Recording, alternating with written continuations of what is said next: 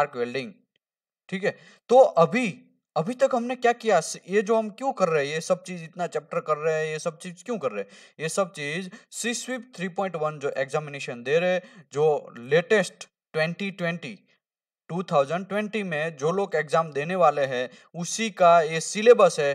Total इसमें content है 25 और 26 कंटेंट है, और 26 में से अभी तक हमने पूरा आगे का पूरा फिनिश किया है। Typical duty of welding inspector का कितना क्या ड्यूटी होना चाहिए, कितना डिस्टेंस से उसको देखना चाहिए, और क्या क्या before welding, after welding, running welding क्या इंस्पेक्शन करना चाहिए, उसके बारे में पूरा डेप्थ में हमने डिस्कस किया typical duty of welding inspection में, इंस्पेक्टर में। और दूसरा चैप्टर टर्म्स एंड डेफिनेशन, तो टर्म्स वेल्डिंग क्या है, मेल्टिंग क्या है, हीट अफेक्टेड जोन क्या है, ग्रू का एंगल कैसा होना चाहिए, ग्रू कैसा होना चाहिए, वो सब चीज के बारे में हमने पूरा टर्म्स एंड डेफिनेशन के अंदर डिस्कस किया। तीसरा चैप्टर था imperfection of welding and material inspection. तो वेल्डिंग इनपरफेक्शन में हमने डिफरेंट टाइप ऑफ क्रैक देखा, डिफरेंट टाइप ऑफ पोरोसिटी देखा, जितना भी डिसकंटिन्यूटी के बारे में डिस्कस किया वो पूरा का पूरा डिसकंटिन्यूटी मोस्टली कवर हो जाता है अगर वेल्डिंग का स्टेनलेस स्टील या हो, स्टील या अलॉय हो या एल्यूमिनियम हो, जितना भी उसमें इनपरफेक्शन आता है वेल्डिंग के अंदर, जो हमको नहीं चाहिए वैसा इनपरफेक्शन आता है, उसी को बोलते हैं इनपरफेक्शन, जो डिस्कस किया हमने चैप्टर नंबर 3 में।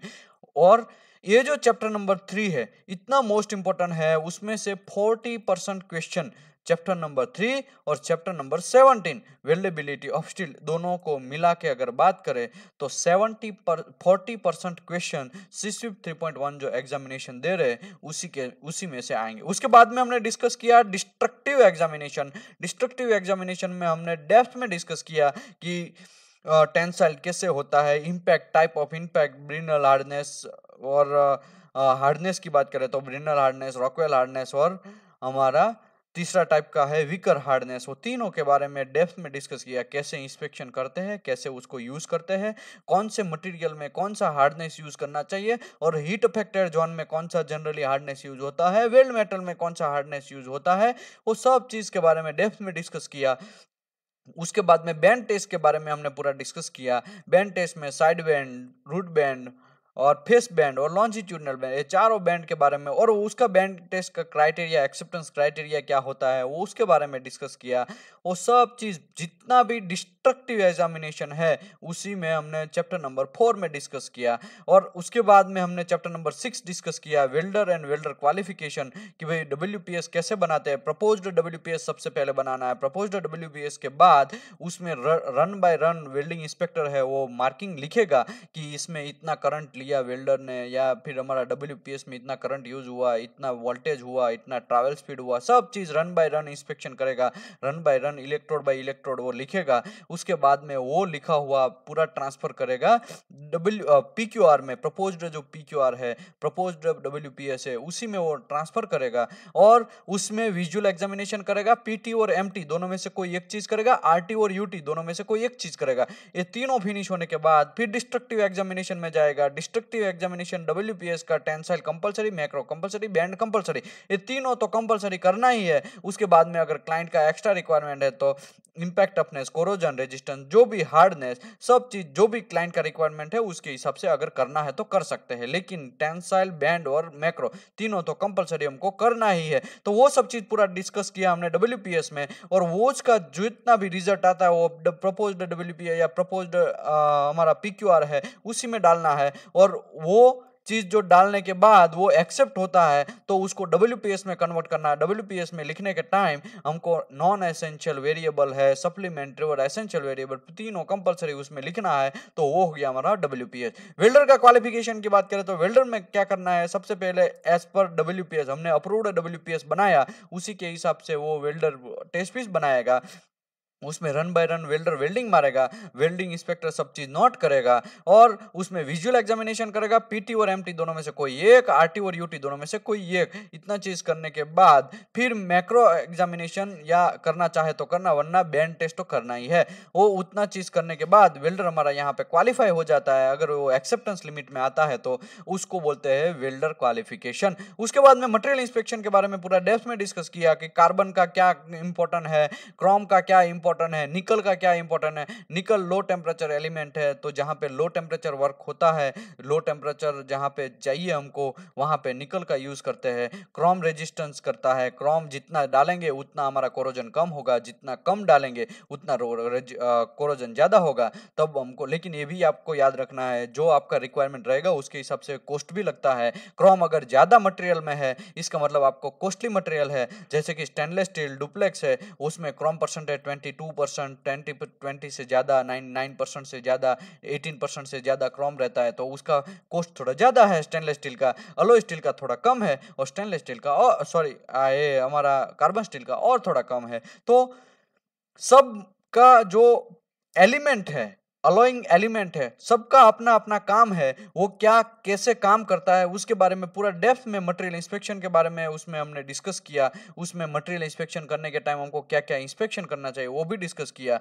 उसके बाद वेल्डिंग सिंबल के बारे में हमने डिस्कस किया। एक ड्राइंग बड़ा होता है, लेकिन सब चीज ड्राइंग में डालेंगे तो ड्राइंग कॉम्प्लेक्सिटी बन जाएगा, इसी की वजह से वेल्डिंग सिंबल उसमें डाल दिया जाता है कि ड्राइंग भी छोटा रहे, पढ़ने में भी अच्छा रहे, और सब चीज हमारा एज पर रिक्वायरमेंट हो, उसी के हिसाब से हम जो वेल्डिंग सिंबल डाल देते हैं। तो वो वेल्डिंग सिंबल का क्या मीनिंग है, फ्लैग रहता है तो साइट वेल्डिंग क्यों बोलते हैं, राउंड रहता है, कभी कभी आपने देखा होगा एरो के ऊपर राउंड ड्रॉ किया रहता है, तो राउंड का मतलब ऑल ओवर द वेल्ड हो गया, फुल फिनिशिंग वेल्ड हो गया। पार्शियल पेनिट्रेशन जॉइंट का कैसे ड्रॉ किया जाता है, वो सब चीज के बारे में, वेल्डिंग सिंबल के बारे में इसमें हमने डिस्कस किया। इंट्रोडक्शन ऑफ वेल्डिंग प्रोसेस में भी हमने पूरा बहुत सारा चीज डिस्कस किया कि भाई कौन से प्रोसेस में कौन सा इलेक्ट्रोड को कैसे लगाना चाहिए, और हमारा टॉर्च है उसको डीसी पॉजिटिव में डालना है या डीसी नेगेटिव में या एसी में डालने से क्या क्या हो जाएगा।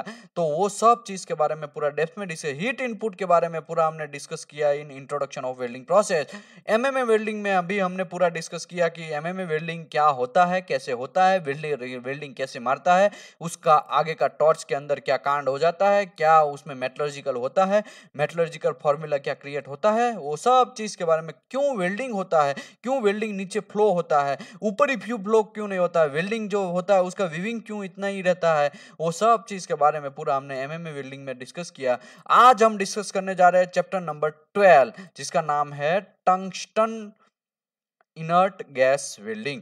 तो टंगस्टन इनर्ट गैस वेल्डिंग का स्टार्ट करने से पहले हम उसका प्रोसेस कैरेक्टरिस्टिक देख लेते हैं। जैसे एमएमएडब्ल्यू में हमने प्रोसेस कैरेक्टरिस्टिक देखा, 1888 में जो एसएमएडब्ल्यू है, जो एमएमएडब्ल्यू है, उसका इन्वेंशन हुआ रशिया में। उसके बाद में फिर स्वीडन में उसका ऊपर फ्लक्स चढ़ाने के बाद वेल्डिंग मारते हैं, उसका डिस्कस किया, और वो इन्वेंशन स्वीडन में हुआ, 19th सेंचुरी के बाद हुआ, और उसके बाद में वो कंटिन्यू चलता गया, और उसमें कुछ ना कुछ इंप्रूवमेंट आते गए। वैसे ही यहाँ पे अब डिस्कस करते हैं कि जीटीएडब्ल्यू के बारे में। तो in USA the TIG process is also called gas tungsten arc welding. USA जो है उसमें गैस टंगस्टन आर्क वेल्डिंग भी बोलते हैं और टिग वेल्डिंग भी बोलते हैं। यहाँ पे हमको यहाँ ज्यादातर देखना नहीं है, क्योंकि ये सबको तो पता ही है कि टिग वेल्डिंग को जीटीएडब्ल्यू वेल्डिंग ही बोलते हैं, क्योंकि tungsten inert gas tungsten arc welding, और टिग का फुल नेम है tungsten inert gas welding. Tungsten inert gas welding is the process where the melting is produced by the heating with an arc struck between non-consumable tungsten electrode and workpiece। यहाँ पे देखो सभी जगह पे consumable electrode आता था, यहाँ पे नॉन कंज्यूमेबल आया। नॉन कंज्यूमेबल टंगस्टन का मतलब क्या है कि टंगस्टन जो है वो खुद हीट होगा, खुद इलेक्ट्रोड का काम करेगा, लेकिन वो फ्यूज होके वेल्ड मेटल के अंदर नहीं गिरेगा। हमने एसएमएडब्ल्यू में देखा कि वो वहां पे जो इलेक्ट्रोड रहता है वो खुद मेल्ट होते हैं, फिर वोल्टेज उसको फोर्स मारता है तो वो नीचे गिरता है वेल्ड मेटल। लेकिन टंगस्टन में यहाँ पे ऐसा नहीं है, वो उसको नॉन कंज्यूमेबल टंगस्टन बोलते हैं। वो कंज्यूम नहीं होता है, हाँ भले ही वो हीट होता है, आर्क स्ट्रक करता है, हीटिंग बनाता है, मेल्टिंग का पूरा प्रिपरेशन एनवायरनमेंट तैयार करता है, लेकिन वो खुद हीट होके मेटल के अंदर नहीं गिरता है। उसी की वजह से उसको बोलते हैं नॉन कंज्यूमेबल टंगस्टन। ठीक है, और यहाँ पे क्या होता है, नॉन कंज्यूमेबल टंगस्टन टिग है, टंगस्टन जो है उसके और वर्कपीस के बीच में जो कोलैबोरेशन होगा, उसमें उस दोनों का सर्किट फुलफिल होगा, तो वहां पे हीट प्रोड्यूस होगा, और आर्क जनरेट होने के बाद वेल्डिंग हम स्टार्ट कर सकते हैं दूसरे हाथ से फिलर वायर ऐड करके। देखो यहाँ पे लिखा है, an inert gas is used to shield the electrode and weld joint to prevent the oxidation of the tungsten electrode and atmospheric contamination of the weld and heater hot filler wire. इसका मतलब क्या हुआ, यहाँ पे inert gas जो है बाहर से हम इसी के अंदर से, ये जो है ना इनर्ट गैस का है, ये जो नोजल है यहाँ पे शील्डिंग गैस ये जो है यहाँ से आके यहाँ तक रुकता है वो, तो यहाँ के अंदर से वो आर्गन फ्लो होता है, ये टॉर्च जो है उसके अंदर आर्गन भी फ्लो होता है, तो आर्गन फ्लो होके बाहर आता है। बाहर आने के टाइम पे वो क्या करता है, अगल बगल में जो हाइड्रोजन है, अगल बगल में जो ऑक्सीजन है, अगल बगल में नाइट्रोजन है, उसको दूर हटाएगा, एटमॉस्फेयर क्लियर करेगा। और वो एटमॉस्फेयर के अंदर हाइड्रोजन को, नाइट्रोजन को, ऑक्सीजन को अंदर घुसने नहीं देगा और कंटामिनेशन नहीं होने देगा। और क्या होगा, उसमें ऑक्सीडेशन नहीं बनने देगा। अगर यहाँ पे ये हो जाएगा, एग्जाम्पल के तौर पे समझो, चलो यहाँ पे आर्गन नहीं आ रहा तो क्या होगा, हीट होने के बाद यहाँ पे जैसे ही आर्गन नहीं है, इसका मतलब यहाँ पे आर्क जो जनरेट होता है उसमें सीधा एटमॉस्फेरिक का एयर घुसेगा और यहाँ पे जो मेल्टिंग होता है उसमें ऑक्सीडेशन क्रिएट होगा, क्रोमियम ऑक्साइड बनेगा या फिर फेरस ऑक्साइड बनेगा या फिर हाइड्रोजन ऑक्साइड बनेगा, जो भी है वो यहाँ पे बनने का स्टार्ट होगा, ऑक्साइड बनने का स्टार्ट होगा। अगर एटमॉस्फेरिक क्लियर नहीं है तब कांड होने का चांसेस है, लेकिन यहाँ पे आर्गन ऐसा अच्छा सा काम करता है कि एटमॉस्फेरिक को क्लियर रखता है, वो जो एक बॉन्डिंग बना देता है। यहाँ पे आपने देखा होगा, यहाँ पे देखिए कैप टाइप बना दिया है, देख रहे हैं। ये कैप टाइप बनाने का रीजन क्या है, वो कोई टंगस्टन अकेला नहीं प्रोड्यूस करता, वो सब चीज शील्डिंग गैस जो है वो खुद प्रोड्यूस करता है कि अगल बगल के एनवायरनमेंट से उसको प्रोटेक्ट करे। ऐसा क्यों होता है, ऑलरेडी मैं एक सेशन किया है, ये एनवायरनमेंट ऐसे ही क्यों क्लियर करता है, वो ऑक्सीजन को क्यों अंदर नहीं आने देता है और ऑक्सीजन आने से क्या होता है, वो सब चीज के बारे में मैं stainless steel welding of oxide and oxidation ऐसा करके एक मैं सेशन किया है और पर्जिंग का एक सेशन किया है, उसमें पूरा डेप्थ में मैंने समझाया है। तो आपको ज्यादा डेप्थ में समझना है तो वहां से आप देख सकते हैं। यहाँ पे देखिए एकदम सिंपल चीज दिखाया है, करंट कंडक्टर, या ये जो यहाँ पे वायर है, ये जो यहाँ पे नोजल है वो, सॉरी ये वायर है कॉपर का, वो करंट स्टार्ट करेगा और करंट फ्लो करवाएगा, जो करंट जाएगा टंगस्टन इलेक्ट्रोड के अंदर और टंगस्टन को हीट करेगा। और यहाँ पे शील्डिंग गैस है, जो शील्डिंग गैस है वो आर्गन है, वो आर्गन इसके अंदर जाएगा और यहाँ पे वेल्ड स्पूल तैयार करेगा और एटमॉस्फेरिक से उसको प्रोटेक्ट करेगा।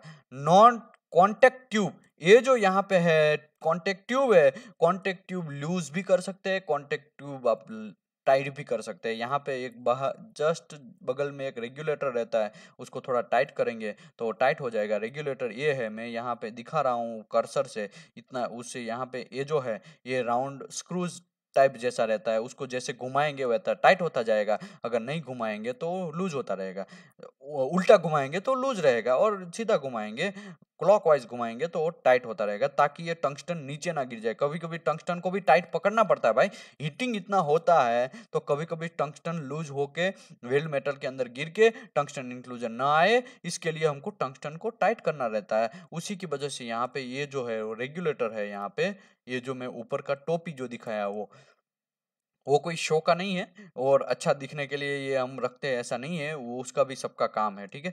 ये जो बाहर का जो है वो सब सिरेमिक ट्यूब है, ये सिरेमिक इतना ऐसा अच्छा काम करता है कि वो ज़्यादा हीट नहीं होता है, उसको हीट का इफेक्ट कम होता है, वो जो है थर्मल कंडक्टिविटी उसका हाई रहता है, उसी की वजह से हीट उसमें जाता नहीं है और वो हार्ड भी रहता है, तो हमको यहाँ पे प्रॉब्लम नहीं है। अगर ज़्यादा हीट जनरेट होते हैं तो कोई प्रॉब्लम, कभी कभी ये ट्यूब फटने का भी चांस है, तो आपको ये भी ध्यान रखना चाहिए ओवर हीट होने की वजह से कभी कभी। और ट्यूब नीचे, ये जो ट्यूब लूज कंडीशन में रहेगा तब हाथ से नीचे गिरेगा तो एकदम ब्रिटल रहता है, सॉरी ये हार्ड होता है, तो जैसे ही हाथ से गिरेगा तो 2 पार्ट या 3 पार्ट होने का चांस है, इसके लिए आपको उसको अच्छी तरह से हैंडल करना चाहिए। नॉन कंज्यूमेबल टंगस्टन इलेक्ट्रोड जो है, इसको नॉन कंज्यूमेबल इसके लिए बोलते हैं क्योंकि वो खुद कंज्यूम नहीं होता है और बेस मेटल के अंदर नहीं गिरता है, उसी की वजह से उसको नॉन कंज्यूमेबल इलेक्ट्रोड बोलते हैं। गैसियस शील्ड, यहाँ पे मैं आपको पहले भी बोला आर्गन जो है वो गैसियस एक शील्ड प्रोड्यूस करता है, यहाँ पे आर्क जनरेट हुआ, वेल्ड मेटल जो है वो ये नीचे का जो है वो वेल्ड मेटल है। ऑप्शनल कॉपर बेकिंग बार, कभी कभी हमको अगर बैकिंग रखना है तब कॉपर का बैकिंग बार रख सकते हैं, इंसर्ट भी उसको बोल सकते हैं, बैकिंग के लिए कोई स्क्रू टाइप भी बोल सकते हैं। इसका हमने पूरा डिटेल में एएसएमई सेक्शन 2C उसमें हमने एएसएफए 5.30 में पूरा डेप्थ में समझाया है कि बैकिंग बार की कौन से मटेरियल का होता है, उसका साइज क्या होता है, उसके बारे में ऑलरेडी हमने आगे के सेशन किए हैं 5.30, उसमें भी हमने डेप्थ में समझाया। और स्टेनलेस स्टील का जो डिस्कस किया था हमारा एक पर्जिंग के बारे में कि पर्जिंग क्यों होता है, एसएस में पर्जिंग क्यों होता है, एसएस में प्री हीटिंग क्यों नहीं होता है, एसएस में पोस्ट वेल हीट ट्रीटमेंट क्यों नहीं होता है, अगर होता भी है एनिलिन होता है तो उसको सडन टेम्परेचर फॉल क्यों कर दिया जाता है, वो सब चीज के बारे में वहां पे मैंने ऑलरेडी समझाया है। वेल्डिंग वायर, वेल्डिंग वायर जो है यहाँ पे ये जो फिलर है वो वेल्डिंग फिलर भी बोलते हैं, वेल्डिंग वायर भी बोलते हैं। वो फिलर एक दूसरे हाथ से हमको, एक हाथ से हमको टॉर्च पकड़ना है, दूसरे हाथ से हमको फिलर डालना है और डालते जाना है और फ्यूज होते जाएगा और हमारा वेल्डिंग आगे बढ़ता जाएगा। गैस नोजल है ये जो है वो गैस नोजल है। और वेल्डिंग टॉर्च के बारे में हमने देखा। ओके अभी यहाँ पे लिखा है tungsten is use because this is melting point is highest 3370 Celsius which well above the other common metal. देखो टंगस्टन का मेल्टिंग पॉइंट आपको क्वेश्चन में तो नहीं पूछेंगे, लेकिन आपको प्रैक्टिस जो क्वेश्चन रहेंगे उसमें आपको पूछा जाएगा प्रैक्टिस क्वेश्चन में कि भाई टंगस्टन का मेल्टिंग पॉइंट कितना है, तो आपको 3370 यहाँ पे लिखा है उतना ही लिखना है। कुछ कुछ लोग में इसमें प्रॉब्लम है, कोई लोग बोलता है 3373 होता है, कोई कोई बोलता है 3369 होता है, लेकिन आपको ये बुक में इतना लिखा है, आपको पास होना है तो आपको यही याद रखना है 3370। भले ही आप प्रैक्टिकल में 3373 यूज करते हैं या 3369 यूज करते हैं, उससे कोई प्रॉब्लम नहीं है, आप वो प्रैक्टिकल में करना है तो करिए, लेकिन अगर आपको पास होना है तो आपको यही नंबर याद रखना है 3370 उसका मेल्टिंग पॉइंट है। ठीक है आगे बढ़ते हैं। प्रोसेस वेरिएबल, ये चैप्टर में हम क्या क्या डिस्कस करने जाएंगे पूरा हम डिस्कस डेप्थ में करेंगे। प्रोसेस वेरिएबल के बारे में, वेल्डिंग करंट के बारे में पूरा डेप्थ में जाएंगे, करंट एंड पोलैरिटी के बारे में, करंट टाइप एंड पोलैरिटी के बारे में, ट्रैवल स्पीड के बारे में, shape of the tungsten, electrode tip and vertex angle के बारे में, और शील्डिंग गैस फ्लो रेट के बारे में, और इलेक्ट्रोड एक्सटेंशन के बारे में पूरा हम डेप्थ में डिस्कस करेंगे। और इतना डेप्थ में करेंगे कि आपको भी थोड़ा कॉन्फिडेंस आएगा, एग्जाम देने बैठेंगे तब आपको कोई कंफ्यूजन नहीं होगा। वैसे वेल्डिंग करंट, वेल्डिंग करंट से क्या होता है, क्या प्रॉब्लम होता है, वेल्डिंग करंट कितना इंपॉर्टेंट चीज है, वेल्डिंग करंट बढ़ जाएगा तो क्या होगा, कम हो जाएगा तो क्या होगा, उसके बारे में। Welding penetration is directly related to the welding current. यहाँ पे वेल्डिंग करंट आपका बढ़ता है तो आपका पेनेट्रेशन बढ़ता है, वेल्डिंग करंट कम होता है तो पेनेट्रेशन कम होता है। दूसरी बात, वेल्डिंग करंट बढ़ता है तो आपका हीट इनपुट बढ़ता है, क्योंकि heat input is equal to current into voltage upon transfer speed into 1000 into thermal coefficient friction. ऐसा करके हीट इनपुट का फॉर्मूला है। ये हीट इनपुट का फॉर्मूला कहाँ दिया है, हमने आगे chapter number introduction of welding process में डिस्कस किया था, कैसे कैलकुलेट करते हैं वहां पे भी है। और अगर आपको और डेप्थ में जाना है तो हमने एएसएमई सेक्शन 9 और उसका चैप्टर आर्टिकल 4 उसके बारे उसमें, या आर्टिकल 2 के बारे में डिस्कस किया था, पार्ट नंबर 3, जो उसमें हमने डिस्कस किया था कि भाई हीट इनपुट कैसे कैसे कैलकुलेट किया जाता है। और वो कहाँ लिखा है, QW 409.1 में लिखा है। और उसमें जो फॉर्मूला ए उसमें 3 दिया है, ABC ऐसा करके, तो ए में भी फॉर्मूला हम यूज कर सकते हैं। अगर वीविंग ज्यादा होता है, कभी कभी लोग लगते हैं कि 3 times of electrode dia, 4 times of electrode filler dia, तो वो सब चीज भी लिखा है। वो कहाँ लिखा है, हमारा QW 409.1 में। बी फॉर्मूला जो है, heat input is equal to weaving into thickness, और वीविंग कितना रहना चाहिए, एज पर हमारा जो रिक्वायरमेंट है, हीट इनपुट बढ़ ना जाए उतना रहना चाहिए। जनरल प्रैक्टिस हम क्या करते हैं, 3 टाइम्स ऑफ इलेक्ट्रोड डाया करते हैं। और अगर CS की बात करें तो कार्बन स्टील का 4 टाइम्स ऑफ फिलर डाया करते हैं। अगर SS की बात करें तो जनरली हम लोग SS का फिलर जो होता है वो 3 times of electro filler dia करते हैं। ठीक है, तो ये सब चीज आपको याद रखना है। ये सब चीज लिखा है QW 409.1 में। और आपको और डेप्थ में जाना है तो आपको नॉन मैंडेटरी अपेंडिक्स एच के बारे में भी हमने नॉन मैंडेटरी अपेंडिक्स एच पूरा लाइन बाय लाइन करवाया है, वहां पे भी आप देख सकते हैं कि आपको जो वीविंग है वो क्या इफेक्ट करता है ऑन हीट इनपुट पे। ओके, अभी हम बात करते थे करंट की। करंट जो है वो बढ़ेगा तो क्या होगा, हीट इनपुट ज्यादा जनरेट होगा, क्योंकि heat input is equal to directly proportional to the current. तो हीट इनपुट यहाँ पे बढ़ा, तो हीट इनपुट बढ़ने से क्या होता है, हीट इनपुट बढ़ने के बाद हमारा मेल्टिंग का टेम्परेचर है वो बढ़ जाएगा। टेम्परेचर बढ़ेगा तो हमारा बेस मेटल है वो ज्यादा मेल्ट होगा। बेस मेटल ज्यादा मेल्ट होगा तो क्या होगा, जैसे ही वेल्डिंग हम करने जाएंगे बेस मेटल ज्यादा हीट होगा।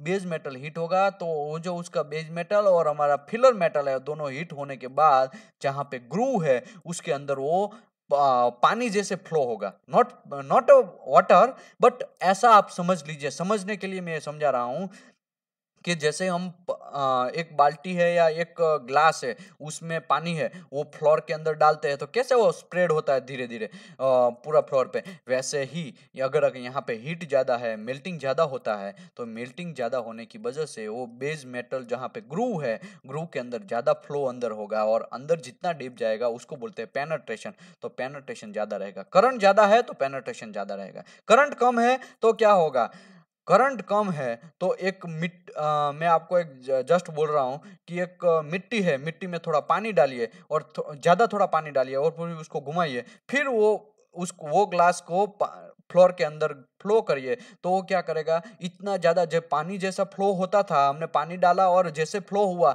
वैसे ये मिट्टी और पानी दोनों मिलके जो हम बनाते हैं वो मिक्सचर, उसको हम डालेंगे पाउडर फॉर्म वाला, तो वो इतना फ्लो नहीं होगा।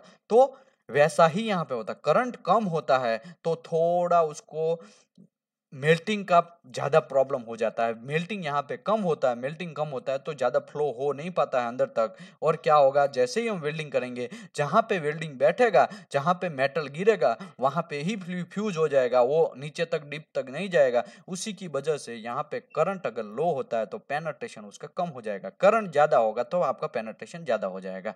Okay, if the welding current is too low, the electrode tip will not properly heated in unstable arc may result। अगर करंट लो होता है तो ये भी एक मसला है कि प्रॉपर तरीके से इलेक्ट्रोड जो टिप्स है, टंगस्टन है, वो प्रॉपर तरीके से हीट नहीं होगा। प्रॉपर तरीके से हीट नहीं होने की वजह से आर्क जो है वो थोड़ा बंद होगा फिर स्टार्ट होगा, फिर थोड़ा बंद होगा फिर स्टार्ट होगा, ऐसे करके हो जाएगा। तो उसको बोलते हैं अनस्टेबल आर्क। आर्क प्रॉपर तरीके से जनरेट नहीं होना, तो उसका रिजल्ट ये भी बन सकता है। तो आपको ये भी याद रखना है, if the welding current is high, welding current अगर हाई है तो electrode tip might overheat and melt leading the tungsten inclusion. देखो, अभी करंट हाई है, इतना हाई है कि कांड हो जाएगा 3370 से, टेम्परेचर से भी ज्यादा टेम्परेचर यहाँ पे जनरेट हो जाएगा, तो क्या होगा, टंगस्टन भी मेल्ट होने लगेगा। टंगस्टन जैसे ही मेल्ट होगा तो यहाँ पे मैं पहले भी समझाया, वोल्टेज का काम क्या है, जो भी हीट हुआ है, जो मेल्ट हुआ है उसको धक्का मारेगा, इलेक्ट्रोड हो या फिलर हो, जो भी है वो हीट होगा तो उसको धक्का मारेगा। जैसे ही यहाँ पे टंगस्टन मेल्ट हुआ तो वहाँ पीछे से जो वोल्टेज है, उसको थोड़ी पता है ये टंगस्टन है, उसको फोर्स नहीं मारना चाहिए, वोल्टेज का तो काम फिक्स है, वो तो फोर्स मारेगा ही मारेगा। तो जैसे ही वो फोर्स मारेगा बेल्ट मेटल के अंदर टंगस्टन गिरेगा मेल्ट होके, और मेल्ट होके गिरेगा तो टंगस्टन इंक्लूजन का चांस बढ़ जाएगा। तो आपको ज्यादा करंट लेना भी कांड हो सकता है, आपको नहीं लेना चाहिए। आपको याद रखना है, करंट ज्यादा भी नहीं लेना चाहिए, करंट कम भी नहीं लेना चाहिए, एवरेज करंट लेना चाहिए एज पर कोड में जो डिसाइड किया है। कोड में आपको कहाँ लिखा है, ASME section 2C, section 2C में ऑलरेडी हमने पूरा लाइन बाय लाइन पूरा हिंदी ही कन्वर्ट कर दिया है एएसएमई को। तो वहां पे आप जाके देखेंगे तो आपको पता चलेगा कि वहां पे हर डाया का कितना टिपिकल करंट लेना चाहिए, उसके बारे में भी डेप्थ में जानकारी दिया है। 2.5 है तो उसका इतना ही करंट रहना चाहिए, 3 है तो उतना ही करंट रहना चाहिए। अगर आप कार्बन स्टील की बात करें इलेक्ट्रोड का तो 5 point S F A 5 section 2C S F A 5.1 में है। अगर आप अलोय स्टील की बात करें तो एस एफ ए 5.5 है, 5.5 है। स्टेनलेस स्टील की बात करें तो 5.4 है। ठीक है, तो सभी का अपना अपना दिया है। अगर फिलर की बात करें तो फिलर भी 5.9, 5.18, 5.28 वो सब चीज में दिया गया है पूरा डेप्थ में कि भाई किस में कितना करंट होना चाहिए। ओके, वो भी नहीं दिया है, चलो आपको वो भी नहीं करना है, उतना टाइम नहीं है आपको सेक्शन 2C 5.1 5.3 5.5 5.9 5.19 5.18 वो सब पढ़ने का। तब आपको एज पर WPS जाना चाहिए। WPS में जो लिखा है वही आपको करंट लेना चाहिए, उससे ज्यादा आप नहीं ले सकते, कम नहीं ले सकते। देखो यहाँ पे WPS में करंट, वोल्टेज, ट्रैवल फी वो सब नॉन एसेंशियल वेरिएबल है, ठीक है। तो आप ऐसा नहीं सोच सकते कि भाई यहाँ पे 100 लिया है तो 110 में नहीं ले सकता, 115 नहीं ले सकता, ले सकते हैं, लेकिन आपका हीट इनपुट में प्रॉब्लम नहीं होना चाहिए। Heat input is the supplementary variable, ठीक है। यहाँ पे हीट इनपुट चल ज्यादा हो जाएगा तो प्रॉब्लम होगा, तो आपको ये चीज कंसिडरेशन ध्यान रखना है। Current type and polarity, the best welding result is usually obtain in DC negative. GTAW process एक ही ऐसा अपवाद वेल्डिंग प्रोसेस है, उसको आपको ऐसे याद रखना है। एक ही ऐसा वेल्डिंग प्रोसेस है हमारा जनरल लाइफ में। जनरल लाइफ में कितना यूज करते हैं हम? SMAW, GTAW, GMAW, मिगमैग और FCW, SAW, इतना 5-6 टाइप का हम वेल्डिंग जनरली यूज करते हैं। उसमें से GTAW एक ही ऐसा अपवाद है जिसको DC नेगेटिव में यूज किया जाता है। वो क्यों, मैं अभी समझाता हूँ। ऐसा क्यों, वो ही एक क्यों नेगेटिव में यूज होता है, बाकी सब DC पॉजिटिव में क्यों यूज होता है? तो उसका रीजन ये है कि आप DC देखो, मैं लास्ट वाला MMA जो वेल्डिंग किया था उसमें मैं समझाया था ऑलरेडी कि क्या होता है, लेकिन यहाँ पे वापस समझा देता हूँ। जो लोग GTAW ज्यादा डेप्थ में करना चाहते हैं उसके लिए मैं वापस बोलता हूँ कि भाई देखो, आपका टंगस्टन है, सॉरी, या हम SMAW की बात करें तो आपका इलेक्ट्रोड है वो DC पॉजिटिव में डाला जाता है। DC पॉजिटिव में डालने से क्या होगा, आपका इलेक्ट्रॉन का जो फ्लो है, वो जो वर्कपीस है वो आपका DC नेगेटिव में डाल दिया जाएगा, क्योंकि DC पॉजिटिव में आपने आपका आपका टॉर्च डाला है SMAW में, तो क्या होगा, आपको दूसरा बचा है उसको नेगेटिव में ही डालना पड़ेगा। आपको सर्किट तो क्लोज करना ही है, तो आप उसको नेगेटिव में डालेंगे, अर्थिंग केबल को आप DC नेगेटिव में डालेंगे, और आपको जो इलेक्ट्रोड है DC पॉजिटिव में डालने के बाद जो इलेक्ट्रॉन का फ्लो है वो कैसे होगा, इलेक्ट्रॉन का फ्लो वर्क पीस टू जाएगा इलेक्ट्रोड के ऊपर, तो इलेक्ट्रोड के ऊपर इलेक्ट्रॉन ट्रांसफर हो जाएगा। जैसे ही वो जंप मार के वेल्डिंग, जैसे ही जंप मारेगा वहां पर आर्क एनर्जी जनरेट होगा, ऑलरेडी मैं समझाया वैसे। तो अभी क्या होगा, यहां से बेस मेटल वर्कपीस जो है वहां से इलेक्ट्रॉन जो अपना प्लेस चेंज कर रहा है, प्लेस तो सब जगह चेंज कर रहा है, ठीक है, लेकिन यहाँ पे स्टार्टिंग ऑफ द पॉइंट जो चेंज कर रहा है, तो उसी की वजह से वहां पे एनर्जी जनरेट होगा, एनर्जी जनरेट होगा, उसकी वजह से वहां पे हीट जनरेट होगा। तो जो वर्कपीस है वहां पे 70% हीट प्रोड्यूस होगा और 30% हीट प्रोड्यूस होगा इन इलेक्ट्रोड के ऊपर। लेकिन GTAW में क्या होगा, अगर आप DC पॉजिटिव में इलेक्ट्रोड टॉर्च टंगस्टन को डालेंगे तो क्या होगा, इलेक्ट्रॉन का फ्लो जो वर्कपीस से लेके जाएगा टंगस्टन के ऊपर, तो यहाँ पे हीट जो प्रोड्यूस होगा वो 70% इसी के ऊपर होगा, बेस मेटल के ऊपर, और 30% यहाँ पे इलेक्ट्रोड के ऊपर होगा, और वहां पे ओवरहीट होने का भी चांस है। ओके, ठीक है, फिर से मैं बोलता हूँ, हमारा जो DC पॉजिटिव में डालने से क्या होता है, DC पॉजिटिव में अगर डालेंगे तो 70% जो है वो हीट हमारा प्रोड्यूस होगा टंगस्टन के ऊपर, और 30% वर्कपीस के ऊपर प्रोड्यूस होगा। उसी की वजह से टंगस्टन ओवर हीट ना हो जाए, उसी की वजह से हम DC नेगेटिव में डालते हैं, ताकि हमारा हीट जो प्रोड्यूस हो वो 30% ही हो जाए इन इसके अंदर नेगेटिव में, ठीक है, टंगस्टन के ऊपर। ये ऑलरेडी मैंने नीचे यहाँ पे बुक ने दिखाया है, तो यहाँ पे ज्यादा आपको समझ में आएगा। ओके, तो DC नेगेटिव में डालने का फायदा ये है कि टंगस्टन जो है वो ओवर हीट ना हो जाए। Refractory oxide such as those aluminium and magnesium hinder fusion but that can be remove by the AC and DC negative positively.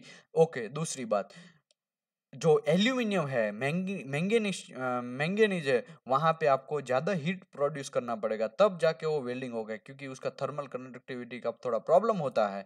तो आपको जो GTAW वेल्डिंग मारते हैं वो उसी में एल्यूमिनियम है, मैंगनीशियम है, वो सबको AC में आपको डालना पड़ेगा। 50-50 हीट प्रोड्यूस होगा, जैसे कि इलेक्ट्रोड टंगस्टन के ऊपर भी 50 होगा, 50% उसका मैंगनीज या एल्यूमिनियम जो जिसमें वेल्डिंग मार रहे हैं वहां पे भी होगा। तो क्या है, आर्क ब्लो जो है उसका थोड़ा प्रॉब्लम होगा, और वो आर्क ब्लो को क्लियर करने के लिए हम जनरली DC नेगेटिव में या DC पॉजिटिव में ही मोस्टली यूज करते हैं, लेकिन एल्यूमिनियम ऐसा है उसमें AC में यूज करना पड़ता है।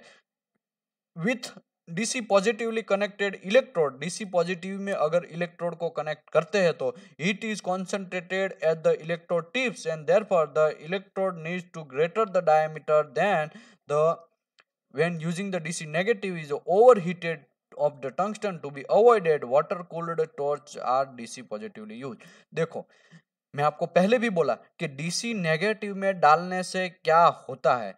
डीसी नेगेटिव डालने से ये फायदा है कि टंगस्टन ओवरहीट ना हो। डीसी पॉजिटिव में क्या होता है, टंगस्टन ओवरहीट हो जाता है। उसका रीजन क्या है, क्योंकि 70% टंगस्टन के ऊपर हीट प्रोड्यूस होता है। तो वो जो हीट को अवॉइड करने के लिए हम लोग डीसी नेगेटिव में जनरली यूज करते हैं टंगस्टन को। और हमारा फायदा ये है कि ओवरहीट ना हो जाए, टंगस्टन इंक्लूजन ना आ जाए। ओवरहीट होने से क्या होगा, वो मेटल टंगस्टन पिघलेगा, टंगस्टन पिघलेगा तो वोल्टेज पीछे से फोर्स मारेगा और फोर्स मार के वो वेल्ड मेटल के अंदर गिरेगा और टंगस्टन इंक्लूजन आएगा। ठीक है, अभी मैं ये ग्राफ थोड़ा समझाता हूँ। उससे पहले थोड़ा ऊपर का मैं जो बात किया था वो समझा देता हूँ कि कभी कभी क्या होता है, ओल्ड जो सिस्टम है, ओल्ड मशीन है, उसमें जो हाई फ्रीक्वेंसी वेल्डिंग मशीन की मैं बात नहीं कर रहा हूँ, मैं ओल्ड मशीन की बात कर रहा हूँ। ओल्ड मशीन पहले ऐसा था कि उसमें वाटर कूलर भी हम यूज करते थे। वो जो टंगस्टन जो है वो ओवरहीट ना हो जाए, उसी की वजह से हम लोग क्या करते हैं, उसमें पानी का फ्लो करवाते हैं। वो उसमें अंदर मोटर रहता है, वो जनरली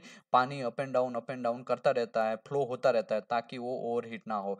लेकिन अभी ऐसा नहीं है, अभी ये सब चीज पुराना हो गया है। अभी हाई फ्रीक्वेंसी वेल्डिंग आ गया है। हाई फ्रीक्वेंसी वेल्डिंग का क्या फायदा है, तुरंत वो आग जनरेट करेगा, आग स्टेबल भी रखेगा और करंट को अप एंड डाउन नहीं होने देगा, वोल्टेज को अप एंड डाउन अच्छी तरीके से करेगा। और उसमें इंडक्टेंस भी डाल दिया जाएगा, रिलक्टेंस भी डाल दिया जाएगा। और दूसरी बात, स्टार्टिंग ऑफ पोजीशन में क्रैटर क्रैक ना आए, उसकी वजह से अंदर पे मैग्नेट ऐसा फिट कर दिया जाएगा ताकि वो स्टार्टिंग ऑफ पोजीशन में थोड़ा करंट कम प्रोड्यूस हो। ऑपोजिट डायरेक्शन में उसका करंट जाता है तो दोनों करंट सामने एक्सीडेंट होके, मतलब मेरा कहने का मतलब ये है, करंट का क्वांटिटी कम करने के लिए, करंट जो फ्लो है वो कम करने के लिए स्टार्टिंग ऑफ द पोजीशन में हाई फ्रीक्वेंसी वेल्डिंग ज़्यादा यूजफुल है। और अभी मार्केट में सबसे ज़्यादा यूजफुल होता है तो high frequency welding machine.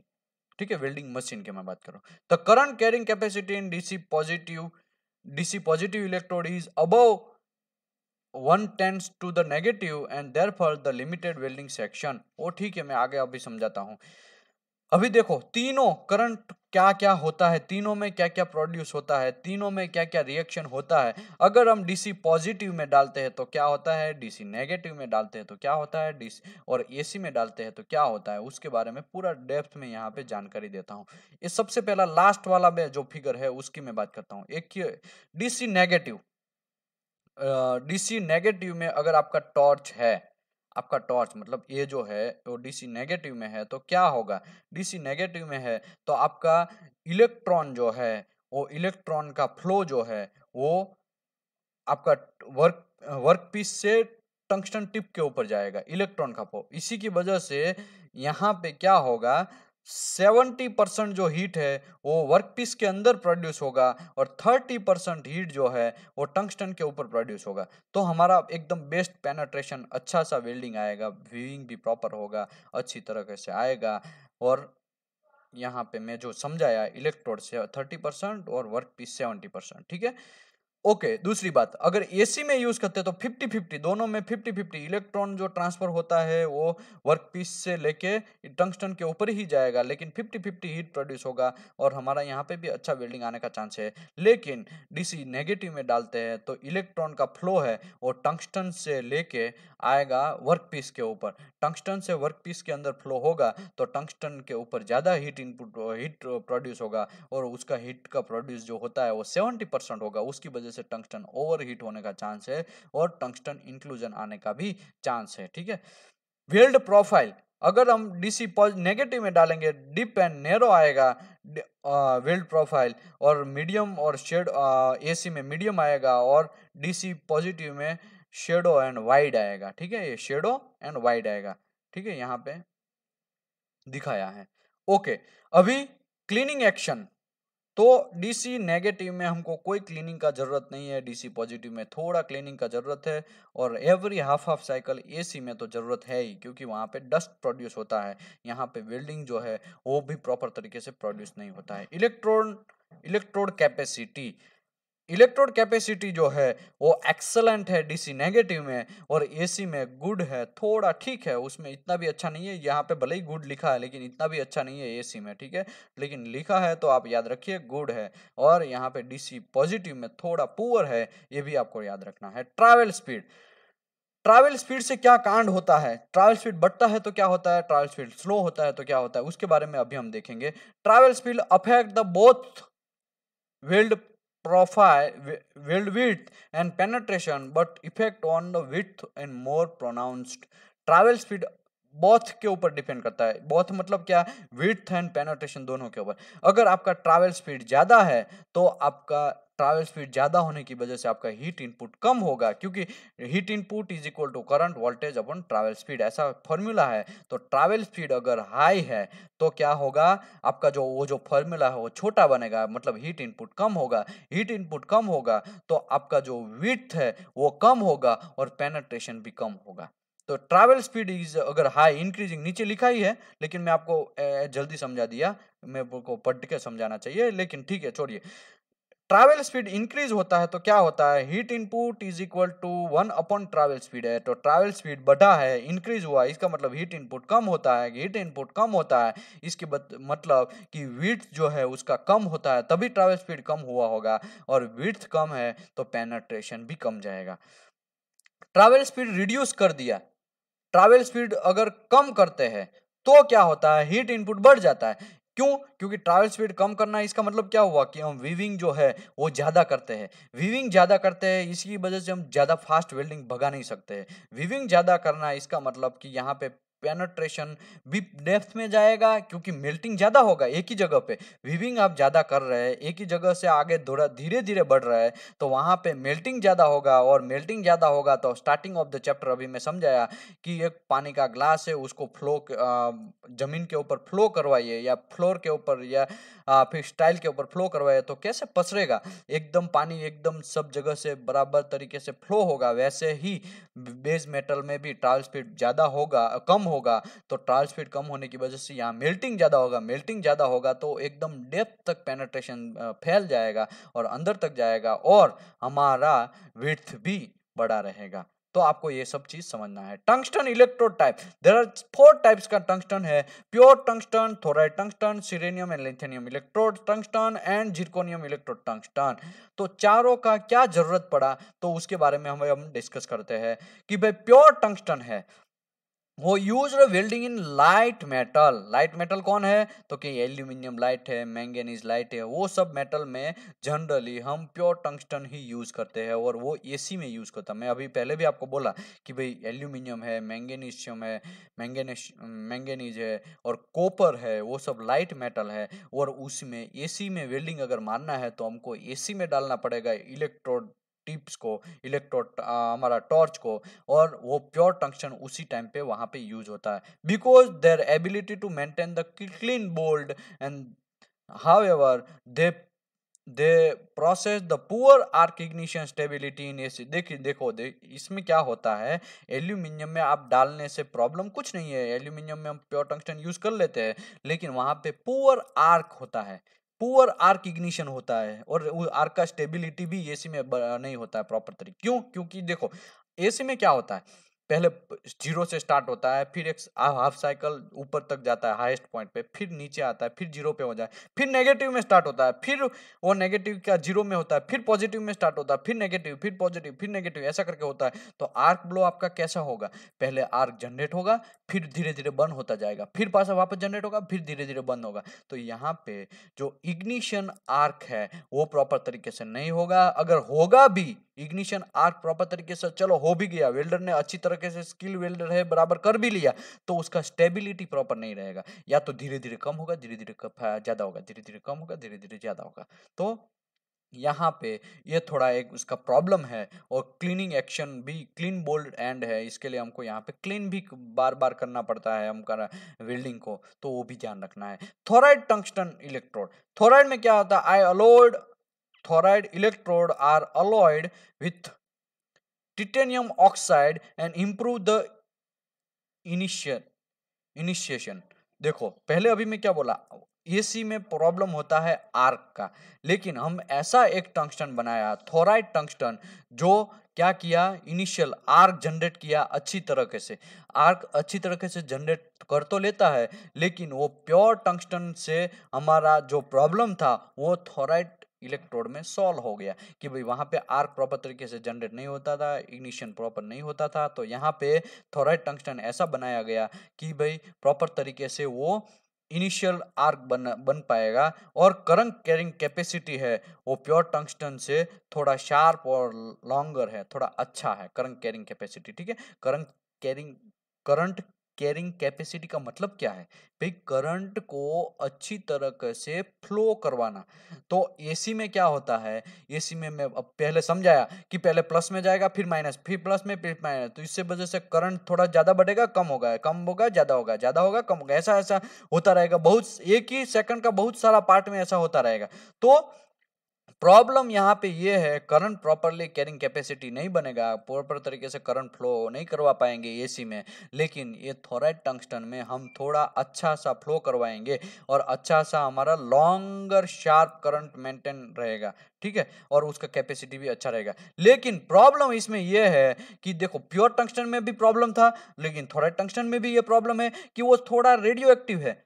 Radio active मतलब हमारा कांड हो जाएगा, हमारा आंखों में घुस सकता है, मतलब आंखों में रेडिएशन लग सकता है, हाथ में लग सकता है, मुंह में लग सकता है, हमारा चेस्ट जो है छाती है वहां पे भी रेडिएशन लग सकता है। तो ये प्रॉब्लमेटिक है, सबसे ज्यादा प्रॉब्लमेटिक है।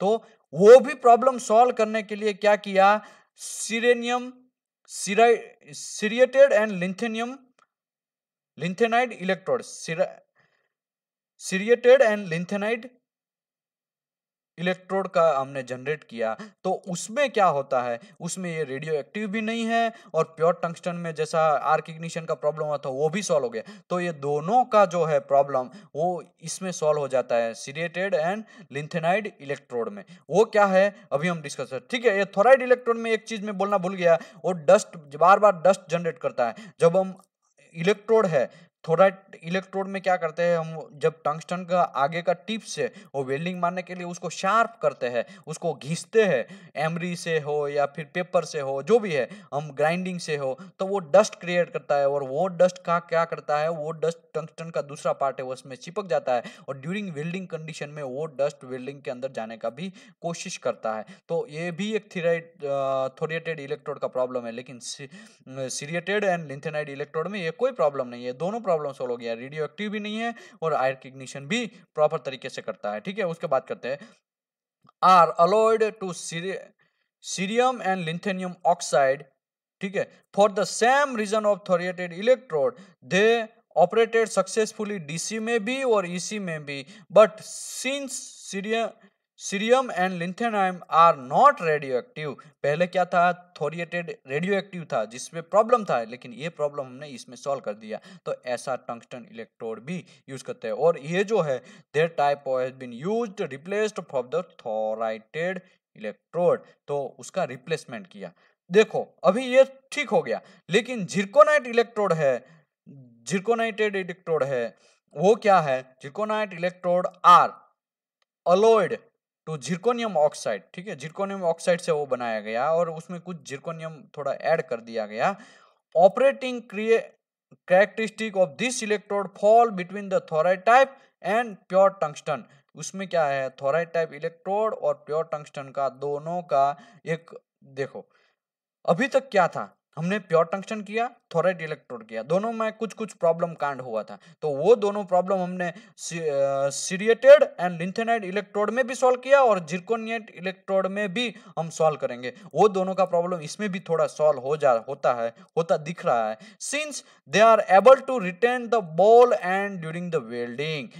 देखो, लेकिन ये टंगस्टन में ये ध्यान रखना है आपको, जिरकोनाइट इलेक्ट्रोड में, कि उसका जो आगे का टिप्स है वो बॉल एंड होना चाहिए। बॉल एंड आगे का, देखो 3 टाइप का टिप्स है टंगस्टन का। ठीक है, यहाँ पे टंगस्टन का तीनों टिप्स दिखाया है, एकदम शार्प एंगल वाला दिखाया है, फिर थोड़ा फ्लैट एंगल वाला दिखाया है, फिर तीसरा जो है वो थोड़ा बॉल आगे जो है, पेन पेन जो हम लिखते हैं पेन से, उसमें आगे पहले ओल्ड जो पेन था वो बॉल पेन आता था, पता है ना? तो वो जो जब जब स्टार्टिंग ऑफ रिसर्च हुआ था, पेन जब इनोवेशन हुआ, मार्किंग पेन ये है, जो भी हम राइटिंग पेन करते हैं, वो बॉल टाइप थे, तो वैसे ही पेन आती थी, तो बॉल आगे घूमता जाता था और हम आगे लिखते जाते थे, ऐसा था। तो वैसे टाइप का बॉल एंड, ठीक है, ऐसा टंगस्टन भी कभी कभी रखते हैं। और उससे पहले फ्लैट टंगस्टन भी होता है, और वर्टेक्स एंगल जो मोस्ट पॉपुलर है, वो वर्टेक्स टिप्स एंगल वाला मोस्ट अभी पॉपुलर है, जो भी हमारा स्टेनलेस स्टील में यूज होता है, अलोय स्टील में यूज होता है, और हमारा कार्बन स्टील में यूज होता है, ठीक है।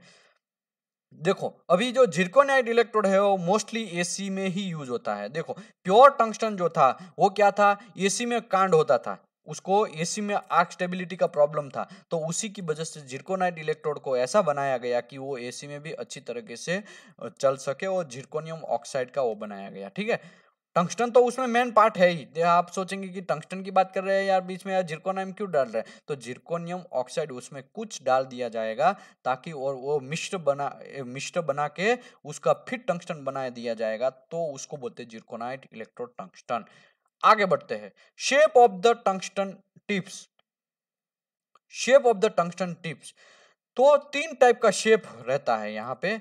तीनों टाइप का शेप में यहाँ पे दिखाया है। देखिए कि सबसे पहला है electrode tips angle vertex angle, जिसका हमको स्टेनलेस स्टील है, हमारा जनरल वेल्डिंग कार्बन स्टील है, वो सब में अगर टिप्स यूज करना है तो वैसा हम ग्राउंड फ्लो ग्राउंड ही एकदम एंगल प्रॉपर बना के करते हैं, ठीक है। दूसरा है फ्लैट एंड, तो हम थोड़ा आगे से उसको फ्लैट कर देते हैं, तो उसी को बोलते हैं flat and tungsten.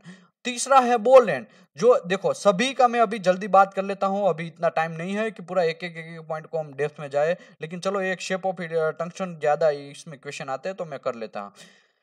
With DC electrode negative, thoriated, ceriated, lanthanated electrode are used in ground and ground, मतलब फ्लैट कर देना है, ठीक है। Specific angle of vertex angle, कभी कभी वर्टेक्स भी यूज होता है, ठीक है। अभी टंगस्टन को जो है वो एज अ जनरल रूल्स क्या है, the length of the ground portion of the tips electrode shall have a length equal to approximately 2 to 5 times of electrode dia. उसको कितना एंगल देना है, ये तो टंगस्टन तो पूरा भी इतना, देखो मैं क्या किसकी बात कर रहा हूँ, यहाँ से लेके यहाँ की बात कर रहा हूँ। ये जो है इतना एंगल है, ये जो यहाँ पे मैं दिखा रहा हूँ, वो यहाँ से लेके यहाँ तक इतना एंगल उसको कितना देना है, तो 2.5 to 3 टाइम्स ऑफ टंगस्टन का जितना डाया है, टंगस्टन का जितना डाया है उससे टू, अगर टू का डाया है तो उसको 4 mm तक वो उसको ऐसा एंगलिंग देना चाहिए। अगर 4 का डाया है तो 8 mm तक एंगलिंग देना चाहिए, ठीक है। यहाँ पे ये सब क्लियर बात है, उसमें ज्यादा आपको समझने की या ज्यादा वो परेशान होने की जरूरत नहीं है, एकदम सिंपल है। 2 to 2.5 टाइम इलेक्ट्रोड डाया तक हमको उसको शेप देना है। आगे बढ़ते हैं। The tips of the electrode is ground flat and minimize the risk of breathing off when the arc is initial during welding. तो आपको रिस्क अगर कम करना है तो फ्लैट मिनिमाइज करना चाहिए, जितना भी हो सके उतना हम टिप्स को एंगल वाला करना चाहिए। देखिए दूसरी बात, यहाँ पे क्लियर वर्ड है कि if the vertex angle increase, vertex angle increase होगा तो क्या होगा, ये एंगल है वो ज्यादा लंबा रहेगा तो क्या होगा, जो करंट है वो फ्लो है वो एकदम डेप्थ में जाएगा, डेप्थ में जाने के बाद वो क्या होगा, पेनेट्रेशन जो है वो एकदम डेप्थ में जाएगा, और विड्थ ऊपर का वो भी अच्छा रहेगा, ठीक है। विड्थ है वो छोटा रहेगा, डेप्थ पेनेट्रेशन अच्छा रहेगा।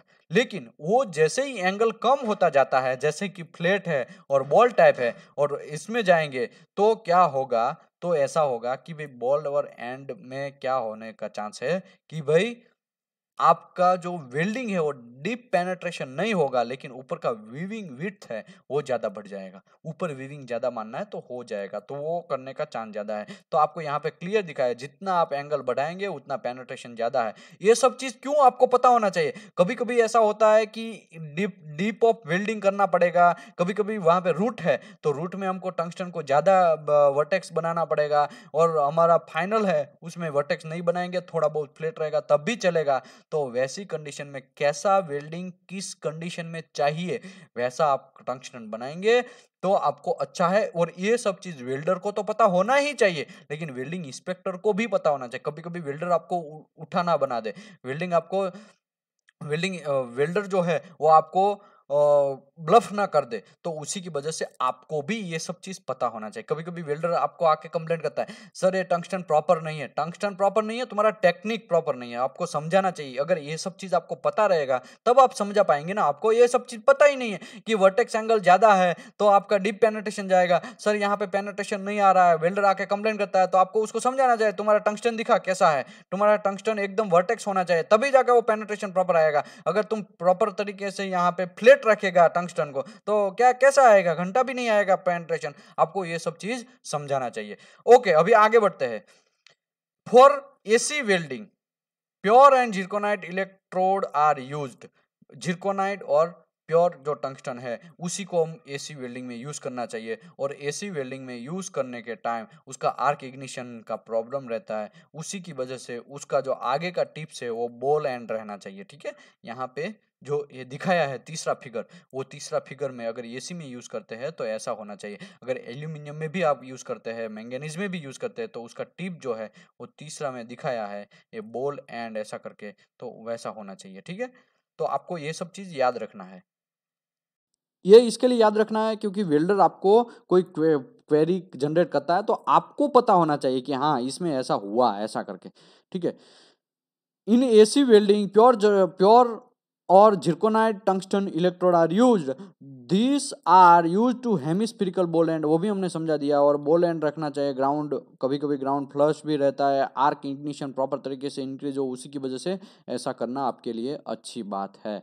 शील्डिंग गैस, देखो बहुत टाइप के शील्डिंग गैस है, आर्गन, हीलियम, ऑक्सीजन, हाइड्रोजन, वो सब चीज बहुत सारे हीलियम गैस है, सॉरी शील्डिंग गैस है। लेकिन अब देखा होगा कि एशियन कंट्रीज है उसमें जनरली आर्गन गैस यूज होता है। क्यों? क्योंकि जो वाटर कंडीशन एशिया जो है वहाँ पे थोड़ा हॉट रहता है एनवायरनमेंट, तो हॉट एनवायरनमेंट से आर्गन जो है वो जल्दी से मिल जाता है। लेकिन हीलियम जो है वो अमेरिका है, यूरोपियन कंट्री है, इटली है, वो सब जगह पे ज़्यादातर शील्डिंग गैस में हीलियम यूज होता है। क्यों? क्योंकि वो हॉट कोल्ड कंडीशन है और कोल्ड कंडीशन में हीलियम एटमॉस्फेरिक से ज़्यादा मिल जाता है। और दूसरा रीज़न भी बहुत यहाँ पे है, हमको हमारा अगर अमेरिका की अगर बात करें, अगर यूरोप की बात करें, रशिया की बात करें, तो रशिया में क्या होता है, environment all time temperature low ही रहता है, कभी माइनस में भी रहता है और 0 डिग्री भी रहता है, 5 डिग्री भी रहता है, लेकिन 10 डिग्री से अबव कम ही रहता है। उसी की वजह से वहाँ पे हमको पेनेट्रेशन है वो भी डेप्थ जाना चाहिए,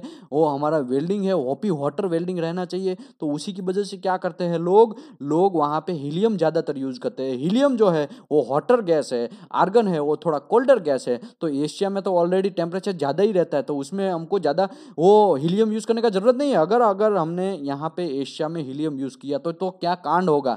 कांड ये होगा, आपका हीट ज़्यादा प्रोड्यूस हो जाएगा, आपका जो मेटल है वो पिघलने का ज़्यादा चांस है, ओवर हीट होने का चांस है। इसके लिए यहाँ पे ज़्यादातर हीलियम यूज़ नहीं होता है। लेकिन कुछ जगह पे अभी भी कुछ जगह पे यूज़ होता है, उसका रीज़न यही रहता है कि हीलियम है वो हॉटर गैस है, आर्गन है वो कोल्डर गैस है। और आर्गन है वो कॉस्ट कम है, हीलियम का कॉस्ट थोड़ा ज़्यादा है। और हीलियम का कॉस्ट यहाँ पे ज़्यादा इसके लिए है क्योंकि एशियन कंट्री में हीलियम ज़्यादातर एटमॉस्फेरिक से नहीं मिलता है, और मिलता भी है तो उसका कॉस्ट थोड़ा ज़्यादा रहता है। लेकिन अमेरिका में ये सब चीज़ उल्टा है, अमेरिका में हीलियम जल्दी से ज़्यादा मिल जाता है, उसके लिए वहाँ पे कॉस्ट उसका हीलियम का कम है, वहाँ पे आर्गन का कॉस्ट ज़्यादा है। ठीक है, तो आपको ये सब चीज़ कंपैरिजन करना चाहिए, आपको देखना चाहिए। ऑलरेडी ये हमारा पुराना सेशन है उसमें मैं करवा चुका हूँ, ASME section 2C SFA 5.32 line by line मैंने करवाया है, उसमें पूरा डेप्थ में मैं वो ये सब चीज़ समझाया है। ठीक है, दूसरी बात, mixture of argon and helium ऐसा क्यों होता है? Mixture of argon and helium इसके लिए वजह से होता है, कभी कभी इतना हॉट कंडीशन भी ना हो, इतना कोल्ड कंडीशन भी ना हो, एवरेज टेम्परेचर हो, जैसे कि 10 डिग्री। 10 डिग्री टेम्परेचर में आप आर्गन यूज़ करेंगे तो उसमें आपको पेनिट्रेशन में भी कम होने का चांस है। अगर करंट आपने ज़्यादा नहीं लिया तो कम होने का चांस है। उसी की वजह से क्या करते हैं, उसमें थोड़ा हीलियम मिला देते हैं। तो हीलियम मिलाने से क्या फ़ायदा है, आपका हीट की वजह से ज़्यादा अंदर तक घुसेगा। आपका गैस अगर अंदर तक घुसेगा तो वहाँ तक वेल्डिंग भी पहुँचेगा। गैस अंदर तक घुस सकता है तो वेल्डिंग तो पिघल के वहाँ जाएगा, तो वो भी अंदर घुस सकता है। इसी की वजह से कभी कभी हीलियम मिलाते हैं ताकि वाटर हमारा आर्क अंदर एकदम डेप्थ पेनिट्रेशन रहे। अभी सबके बारे में पूरा डेप्थ में डिस्कस कर लेते हैं। हीलियम क्या है, उसका आर्क वोल्टेज है, परफॉर्मेंस, ये सब चीज़ के बारे में हम डिस्कस कर लेते हैं। Argon, argon lower than the helium which can helpful when the welding thin section. अगर बड़ा मोटा वेल्डिंग मारना है, थोड़ा पतला वेल्डिंग मारना है, सॉरी थीन मतलब पतला, पतला वेल्डिंग मारना है तो आर्गन हमको ज़्यादातर यूज होता है। अगर पतला वेल्डिंग में हम हीलियम यूज करते हैं तो क्या कांड होगा, कांड ये होगा कि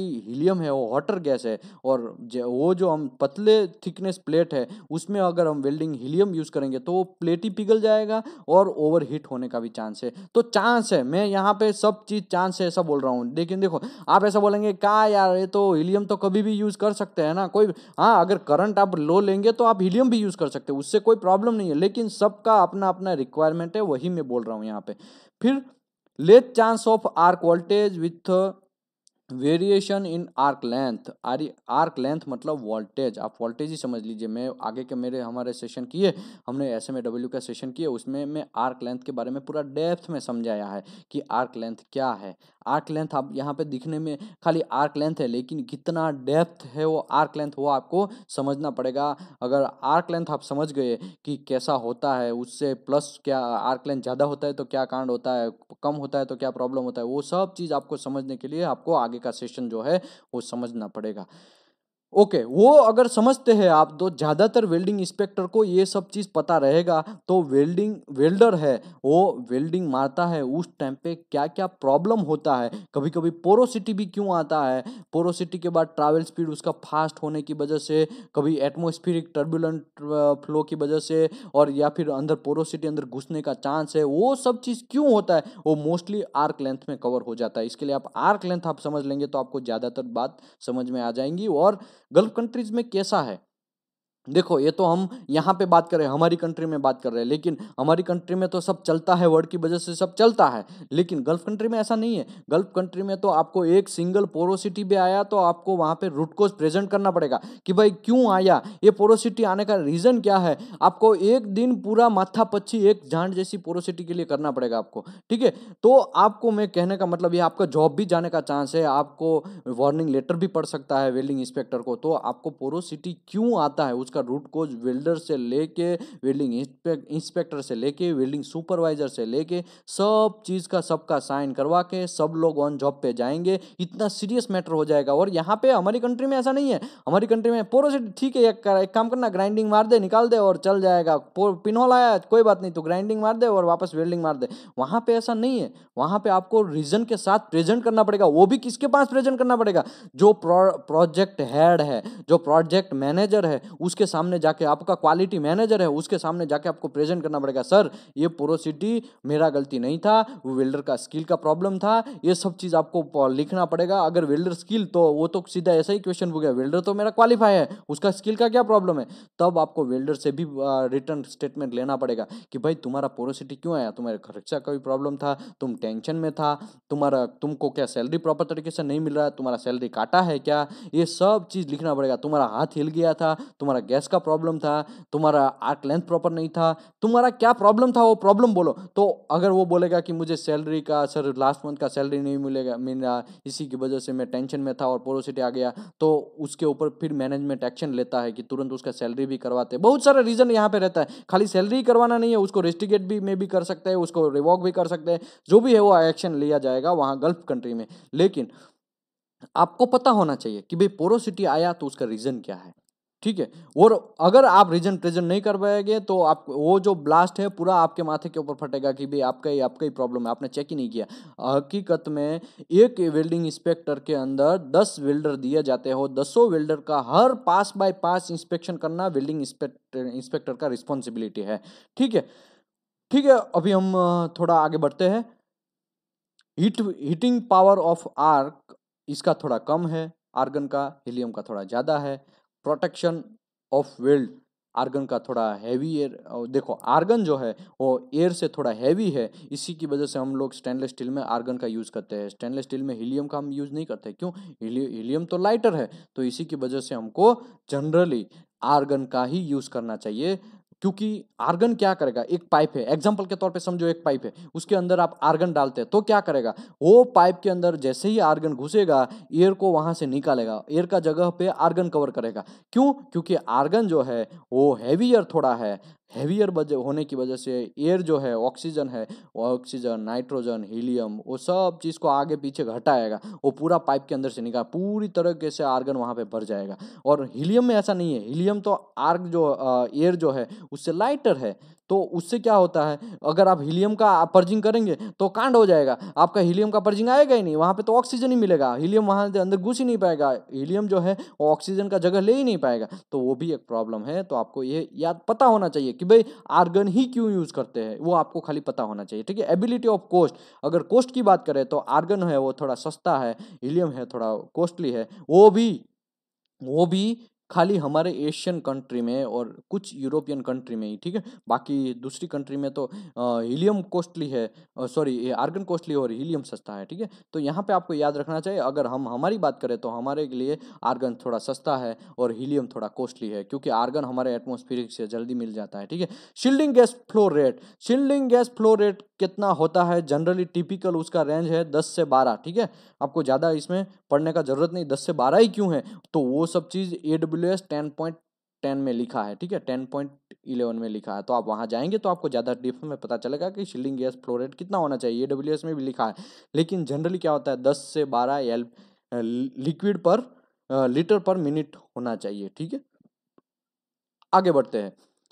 अगर गैस फ्लो रेट ज़्यादा है तो क्या होगा, गैस फ्लो रेट ज़्यादा है तो आपका कूलिंग जो है वो ज़्यादा होगा, गैस फ्लो रेट ज़्यादा है तो आपका कूलिंग जो ज़्यादा होने की वजह से लेक ऑफ फ्यूजन भी आने का चांस है, लेक ऑफ पेनेट्रेशन भी आने का, पेनेट्रेशन एकदम डेप्थ तक नहीं घुसेगा, और आपका सॉलिडिफिकेशन भी जल्दी हो जाएगा, तो फिर सॉलिडिफिकेशन भी क्रैक आने का चांस है, और स्लैग इंक्लूजन भी आने का चांस है, क्योंकि देखो वेल्ड मेटल है, जैसे ही ऊपर गिरता है उसके ऊपर तुरंत ऊपर से फ्लो ज़्यादा है शील्डिंग का, तो तुरंत वो ऊपर शील्डिंग आता है, तो शील्डिंग गैस क्या करेगा, जल्दी वेल्ड मेटल को कूल करेगा, तो जितना ज़्यादा आएगा तो उतना जल्दी कूल होगा, तो स्लैग को बाहर निकलने का टाइम ही नहीं देगा, अगर वो कोई कचरा है उसको बाहर निकलने का टाइम ही नहीं देगा, और गैस पोरोसिटी है उसको बाहर निकलने का टाइम ही नहीं देगा, तो उसी की वजह से गैस पोरोसिटी भी आने का चांस है। देखो स्लैग में इसके लिए बोला, कभी देखो GTAW में स्लैग आता नहीं है, आप ऐसा मत समझिए कि भी स्लैग है तो गलत बोल दिया, लेकिन कभी कभी क्या होता है, इलेक्ट्रोड के ऊपर कचरा रहता है,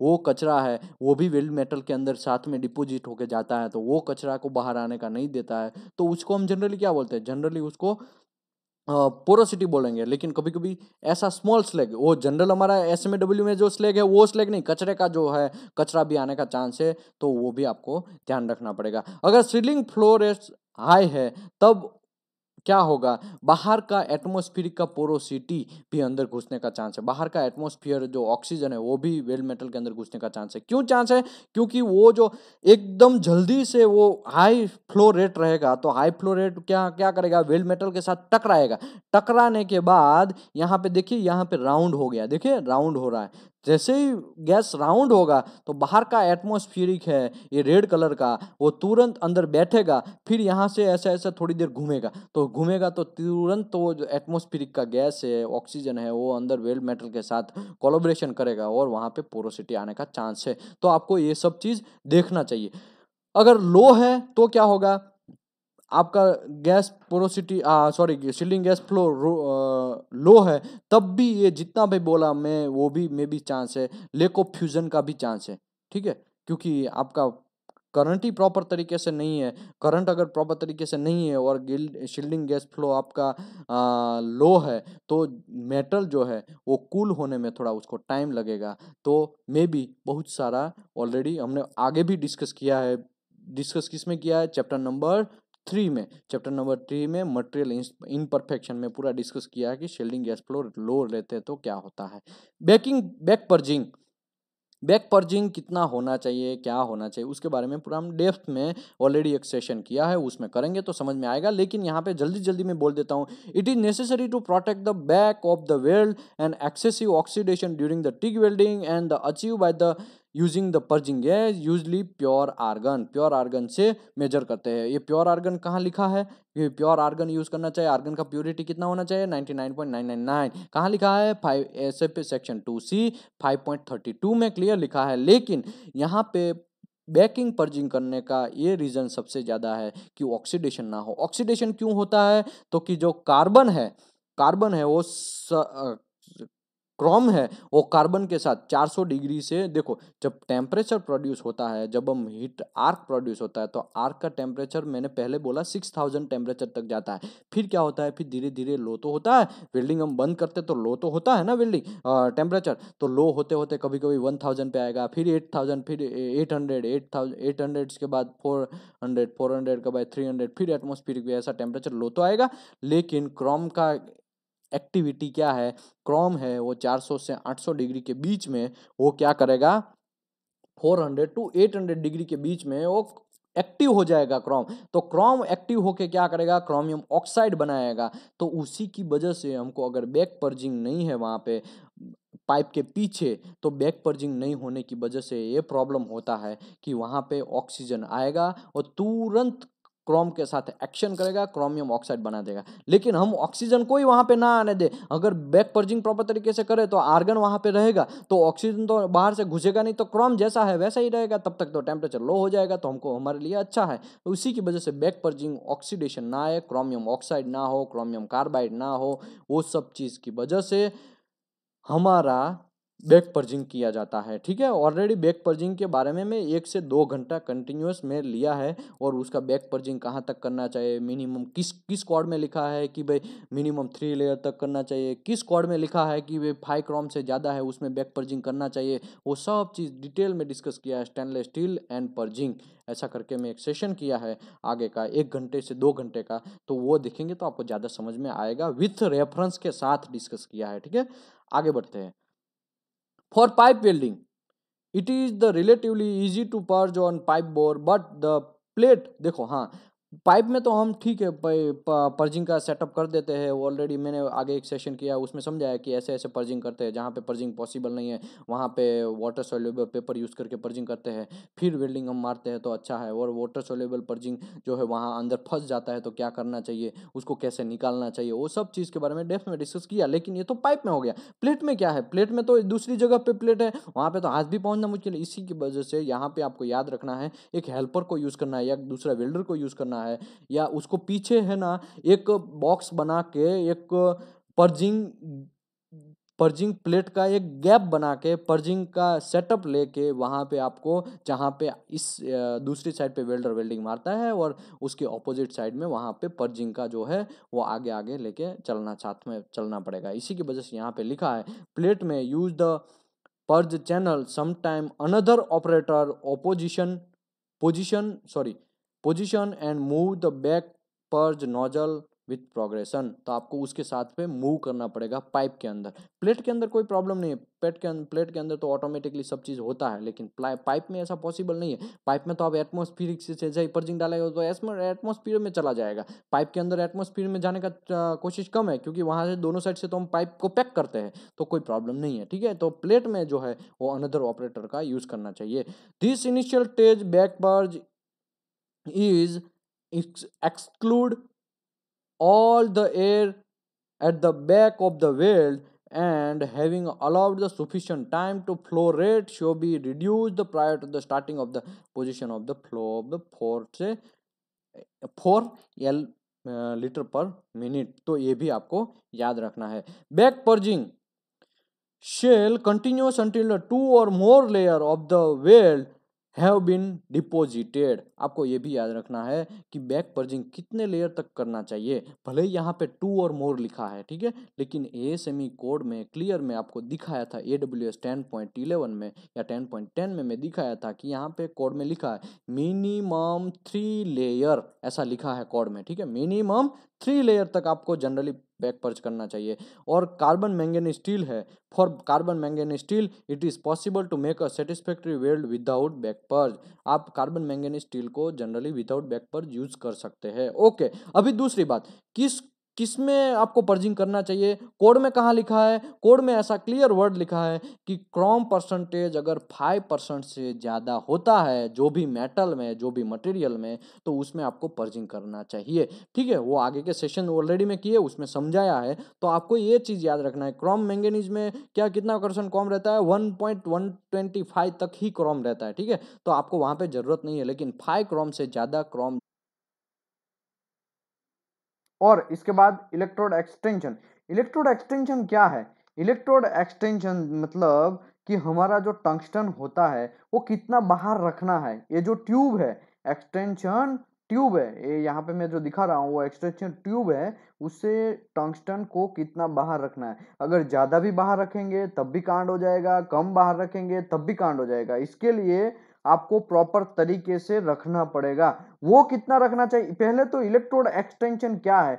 ये ट्यूब जो है वो ट्यूब यहाँ से ऊपर से यहाँ पे से घूमता है। उसको जैसे ही एंटी क्लॉकवाइज करेंगे, ऐसा ऐसा राउंड में घुमाएंगे, जैसे स्क्रू फिट करते हैं वैसा ही एंटी क्लॉकवाइज में करेंगे तो ढीला होगा यहाँ से इलेक्ट्रोड, और यहाँ से थोड़ा खुलेगा, और आप टाइट करने के लिए क्लॉकवाइज घुमाएंगे तो यहाँ से टाइट हो जाएगा। तो टंगस्टन को टाइट रखना बहुत जरूरी है, और कितना अप एंड डाउन बाहर भी कितना रखना वो भी जरूरी है आपको। अगर वो नहीं किया तब आपको प्रॉब्लम हो सकता है। उस क्या प्रॉब्लम हो सकता है, अगर आपका टंगस्टन ज्यादा रखा आपने बाहर तो ओवर हीट होने का चांस है। क्यों? क्योंकि जब आप ज्यादा बाहर रखते हैं तो क्या होता है, जब आप टंगस्टन को ज्यादा बाहर रखते हैं तब क्या होता है, जब हीट जो है वो टंगस्टन तो हीटिंग होता है, क्योंकि टंगस्टन तो रेड कलर का जब ड्यूरिंग वेल्डिंग में क्या होता है रेड कलर का हो जाता है, और ओवर हीट भी होएगा। जब आप ज्यादा बाहर रखते हैं ओवर हीट होने की वजह से टंगस्टन इंक्लूजन का चांसेस बढ़ जाता है। तो आपको ये सब चीज ध्यान रखना पड़ेगा। इलेक्ट्रोड एक्सटेंशन है वो प्रॉपर तरीके से आपको रखना पड़ेगा। और ये स्टिक आउट लेंथ है, स्टिक आउट लेंथ कितना है, मतलब आप जो फिलर है वो कितना ये वेल्ड स्पूल जो है पूरा वो कितना अंदर तक डाल रहे हैं फिलर को, उसको स्टिक आउट लेंथ बोलते हैं। स्टिक आउट लेंथ जनरली क्या होता है 2 से 3 टाइम्स ऑफ इलेक्ट्रोड डाया का होता है, ठीक है। तो उसके हिसाब से आपको स्टिक आउट लेंथ रखना चाहिए। लेकिन मैं भी आपको यही बोल रहा हूं कि 2 से 3 डाया का एक्सटेंशन, इलेक्ट्रोड एक्सटेंशन, ये टंगस्टन जो है वो 2 से 3 डाया तक, जब जितना फिलर हमको यूज करना है उसका 2 से 3 डाया तक बाहर रखना चाहिए। एग्जाम्पल के तौर पे अगर 2.5 का आप इलेक्ट्रोड फिलर यूज कर रहे हैं, ठीक है तो आपको टंगस्टन जो है वो 2.5 इंटू 3 तो 7.5 तक ही उसका एक्सटेंशन रखना चाहिए।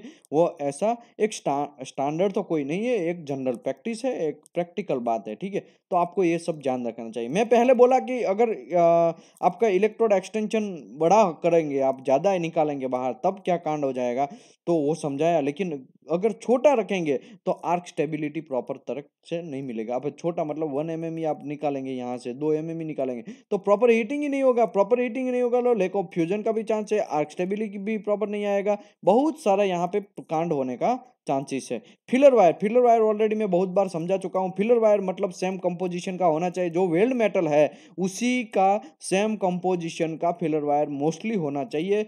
और थोड़ा बहुत उसमें केमिकल कंपोजिशन प्लस और माइनस होता है तो उसमें कोई प्रॉब्लम नहीं है। ऑलरेडी मैं ASME B31.3 में इलेक्ट्रोड सिलेक्शन कैसे करना है, ASME section 2C electrode selection कैसे करना है, प्रोक्यूरमेंट कैसे करना है, वहां पे ऑलरेडी मैं समझाया कि भाई डेप्थ में कि भाई इलेक्ट्रोड जो सिलेक्शन है minimum tensile strength base metal का जो जिसका है वो, और उसका केमिकल कंपोजिशन मिनिमम जो हमारा मेन केमिकल कंपोजिशन है क्रोम मोली निकल, वो सब चीज फिलर में आ जाना चाहिए उतना। अगर 2% क्रोम है तो हमारा फिलर 2% से ज्यादा वाला ही सिलेक्ट करना चाहिए, उसके हिसाब से आपको फिलर का सिलेक्शन करना चाहिए। टंगस्टन इंक्लूजन, टंगस्टन इंक्लूजन में क्या होता है, मैं एक फिगर दिखाता हूँ यहाँ पे टंगस्टन इंक्लूजन कैसा होता है।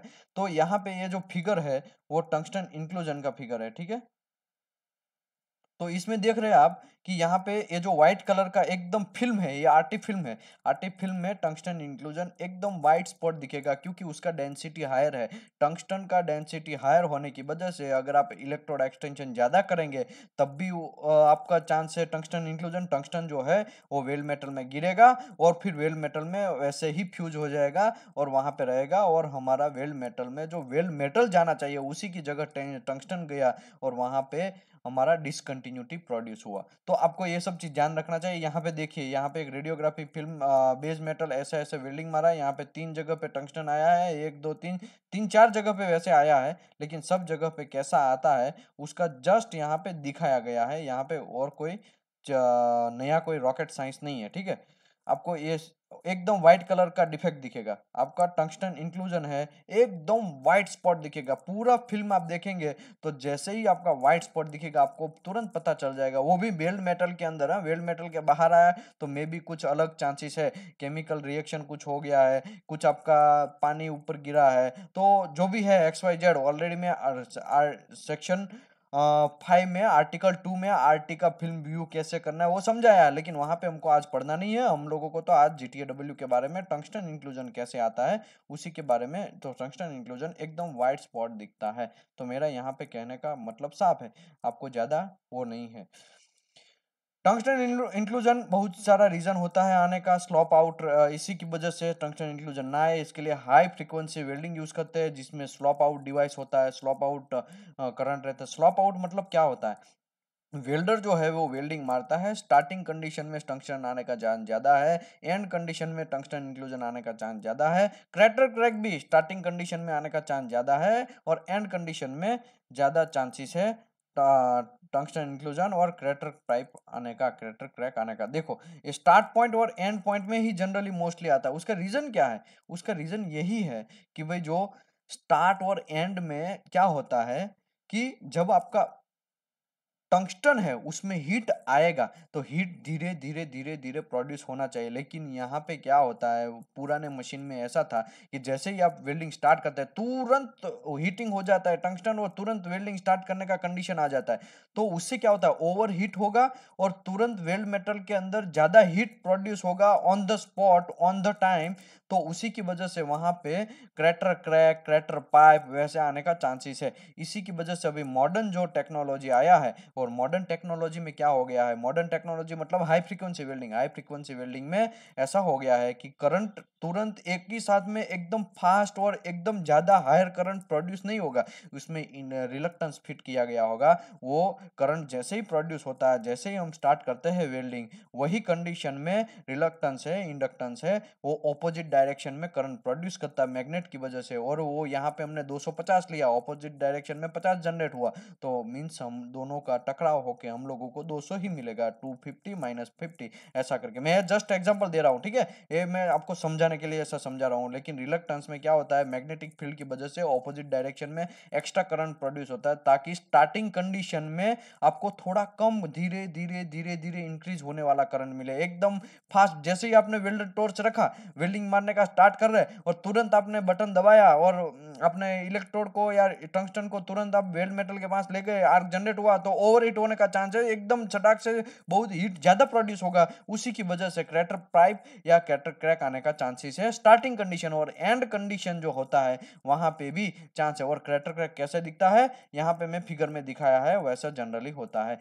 वो ओके, ये तो मैं आपको दिखा दिया, ये तो दिखाने से आपको समझ में आया, लेकिन आपको प्रैक्टिकल अगर करना है तो क्या करना चाहिए, एक कॉपर का एक छोटा टुकड़ा लीजिए, आप कॉपर का छोटा टुकड़ा लीजिए और कोई वेल्ड मेटल है जहाँ पे वेल्डर वेल्डिंग मार रहा है, वहां पे एक अलग से उसको बोलिए कि यहाँ पे ये छोटा सा प्लेट है, रफ प्लेट है, स्ट्रक्चर है वैसा कोई, यहाँ पे जरूरी जो बेज मेटल में नहीं मारना है आपको, ऐसा उसको बोलिए यहाँ पे थोड़ा एक पास मार, और वो पास में एक कॉपर है उसको फेंकना है आपको। जैसे ही आप फेंकेंगे तुरंत वहां पे वेल्डिंग आएगा और वो कॉपर जहां रहेगा वहां पे क्रैटर क्रैक आने का चांसेस बढ़ जाता है। तो क्रैटर क्रैक आने का कोई एक रीजन नहीं होता है, बहुत सारा रीजन रहता है क्रैटर पाइप आने का, क्रैटर क्रैक आने का, ठीक है।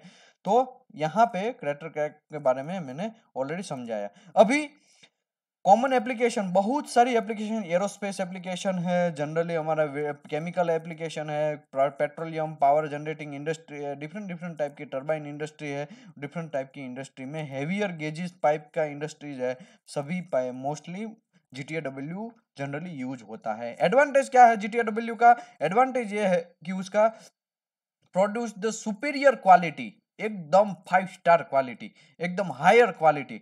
GTAW is the best quality. आप याद रखिए, कोई भी वेल्डिंग का इतना क्वालिटी अच्छा नहीं है, इतना GTAW का क्वालिटी है, एकदम पावरफुल क्वालिटी। उसमें आपको उसी की वजह से आपको क्या है, जनरली आपको क्लीनिंग भी करने का जरूरत नहीं है, एकदम स्मूथ चकाचक वेल्डिंग आएगा, जिप भी यहाँ पे लगा लो कोई प्रॉब्लम नहीं होगा वैसा वेल्डिंग, ठीक है। तो इतना अच्छा क्वालिटी मैं यहाँ पे समझाने के लिए ऐसा समझा रहा हूँ, ठीक है, कोई गलत इंटरप्रिटेशन नहीं करने का।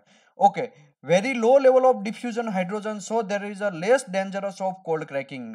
हाइड्रोजन क्रैक आने का सबसे ज्यादा चांस है आर्क वेल्डिंग प्रोसेस में। उसके बाद दूसरी अलग अलग टाइप की जिसमें हाइड्रोजन कांड होता है उसमें आने का चांस है, लेकिन जीटीएडब्ल्यू में आने का चांस बहुत कम है। उसका रीजन क्या है? क्योंकि जीटीएडब्ल्यू स्लो प्रोसेस है। स्लो प्रोसेस मतलब धीरे धीरे वेल्डिंग वेल्डर मारता है और उसमें प्रोडक्टिविटी भी कम मिलता है, वो थोड़ा उसका डिसएडवांटेज। लेकिन यहाँ पे धीरे धीरे मारने की वजह से वो क्या होता है, आगे आगे थोड़ा वेल्ड मेटल हीट भी होता जाता है, ठीक है। तो ऑलरेडी वहां पे हाइड्रोजन अगर बैठा हुआ है आगे जस्ट, तो वो ऑलरेडी उड़ जाएगा। क्यों? क्योंकि वेल्डर क्या करेगा, धीरे धीरे टॉर्च घुमाएगा, टंगस्टन और फिलर देता जाएगा, धीरे धीरे आगे बढ़ेगा। तो धीरे धीरे आगे बढ़ने की वजह से वो मेटल जो है हीट होता जाएगा, आगे आगे हीटिंग करता जाएगा, और आगे आगे हीटिंग की वजह से वहां पे अगर हाइड्रोजन है तो निकल जाएगा। तो यहाँ पे लेस डेंजर है, हाइड्रोजन क्रैक आने का चांसेस बहुत कम है, इसी की वजह से यहाँ पे समझाया है। ओके, यहाँ पे स्पैटर भी आने का चांस कम है और स्लैग इंक्लूजन भी, क्योंकि यहाँ पे तो स्लैग कुछ है ही नहीं। हाँ, कचरा अगर फंसा है तो बात एक डिफरेंट है कि भाई फिलर मेटल है,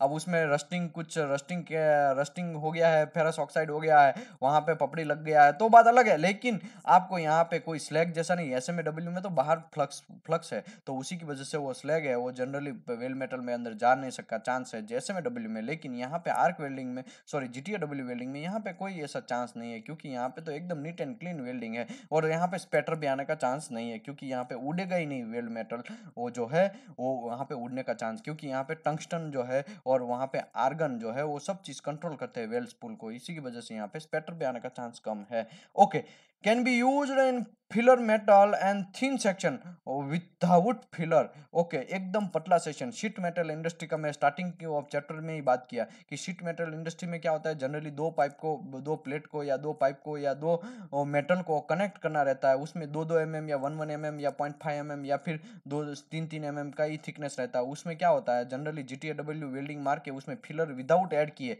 खाली जस्ट फ्यूजन कर देंगे, तो दोनों फ्यूज होकर दोनों एक दूसरे के साथ वेल्डिंग हो जाएंगे, तो वो भी एक बहुत अच्छी बात है। बाकी की कोई भी प्रोसेस में ऐसा जनरली हम जनरल कौन सा वेल्डिंग प्रोसेस यूज करते हैं, SMAW, GTAW, FCW, MAW, MIG MAG welding and SAW. इतने वेल्डिंग प्रोसेस में GTAW is the best welding quality process. Okay, इसी की वजह से आपको थिनर जो सेक्शन है उसमें भी ज्यादा चांसेस नहीं है, कोई रीजन नहीं है वहां पे फिलर डालने का, आप ऐसे ही डायरेक्ट मार के भी आगे जा सकते हैं। तो एक उसका एक एडवांटेज है।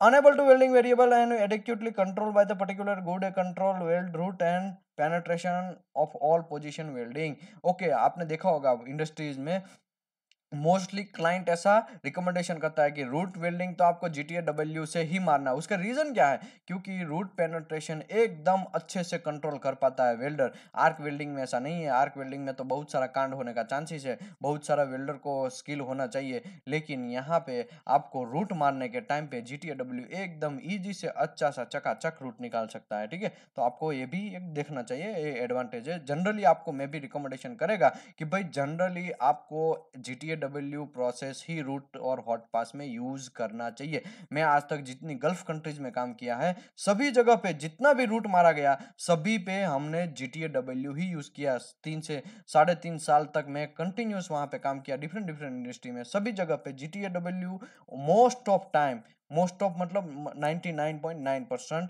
हमने जीटीएडब्ल्यू ही रूट और हॉट पास में वेल्डिंग मारा है। उसके बाद में ठीक है, अलग है, आप आर्क मार सकते हैं, आपको प्रोडक्शन ज्यादा चाहिए, कि एक डिफरेंट मैटर है। लेकिन रूट में सबसे ज्यादा क्रिटिकलिटी होता है, रूट में कोई कांड होता है तो पूरा जॉइंट आपका बिगड़ सकता है। इसी की वजह से आपको अच्छा सा क्वालिटी लाने के लिए अगर रूट बराबर हो गया तो ऊपर थोड़ा बहुत भी कांड होगा तो कोई प्रॉब्लम नहीं आएगा, फाइनल वेल्डिंग और बाकी क्या। लेकिन मैं ऐसा नहीं बोल सकते है, ठीक है, आपको तो एक्चुअली प्रॉपर वेल्डिंग ही मारना है। लेकिन मैं यहाँ पे ऐसा बोलना चाहता हूँ कि रूट आपका अच्छा आया तो जग तर गए, समझ लीजिए, ऐसा बात है।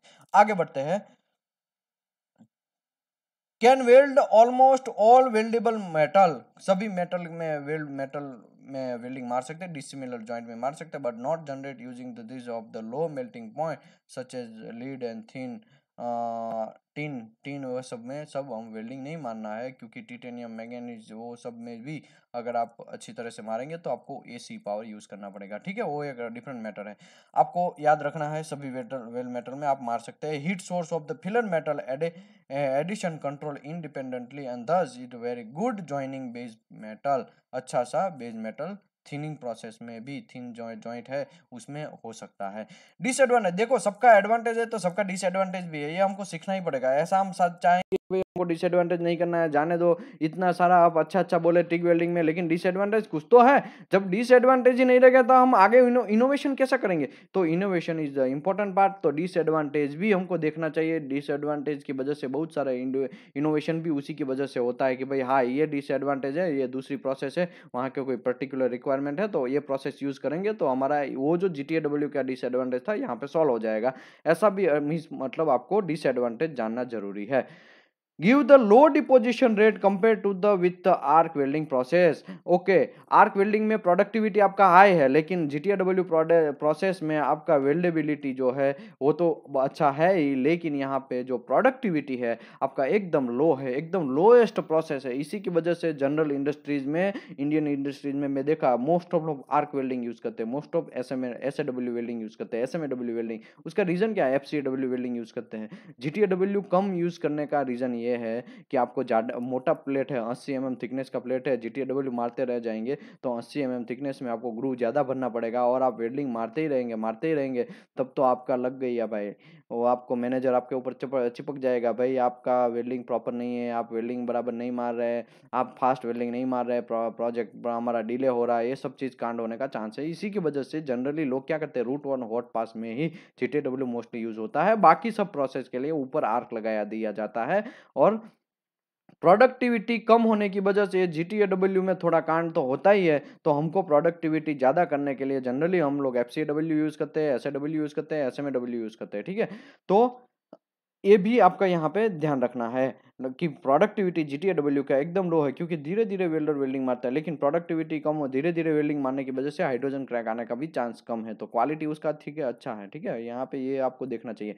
Need the higher dexterity of the welder coordination with the MIG MAG and SMAW process. Okay, MIG MAG में और SMAW में आपको जनरली ज़्यादा जरूरत नहीं है वो कोऑर्डिनेशन करना। GTAW में आपको ज़्यादा कोऑर्डिनेशन वेल्डर के साथ करना पड़ेगा। क्यों? क्योंकि थोड़ा उसमें बहुत सारा अरेंजमेंट है। एक तो टंगस्टन कैसे फिटअप किया, टंगस्टन का गैप कैसे रखा, उसका टाइट किया कि नहीं किया, टंगस्टन जो है वो कितना बाहर रखा है, उसके बाद टंगस्टन कितना डाया का लिया है, टंगस्टन कौन सा टाइप का लिया है, और आपका टॉर्च प्रॉपर तरीके से चल रहा है कि नहीं, टॉर्च में किधर से एयर आ रहा है कि नहीं, वो आर्गन सिलेंडर का जो ऊपर से कैपिंग है वो प्रॉपर है कि नहीं, आपका जो वहाँ पे कंट्रोलिंग सिस्टम लगाया है वो प्रॉपर है कि नहीं है।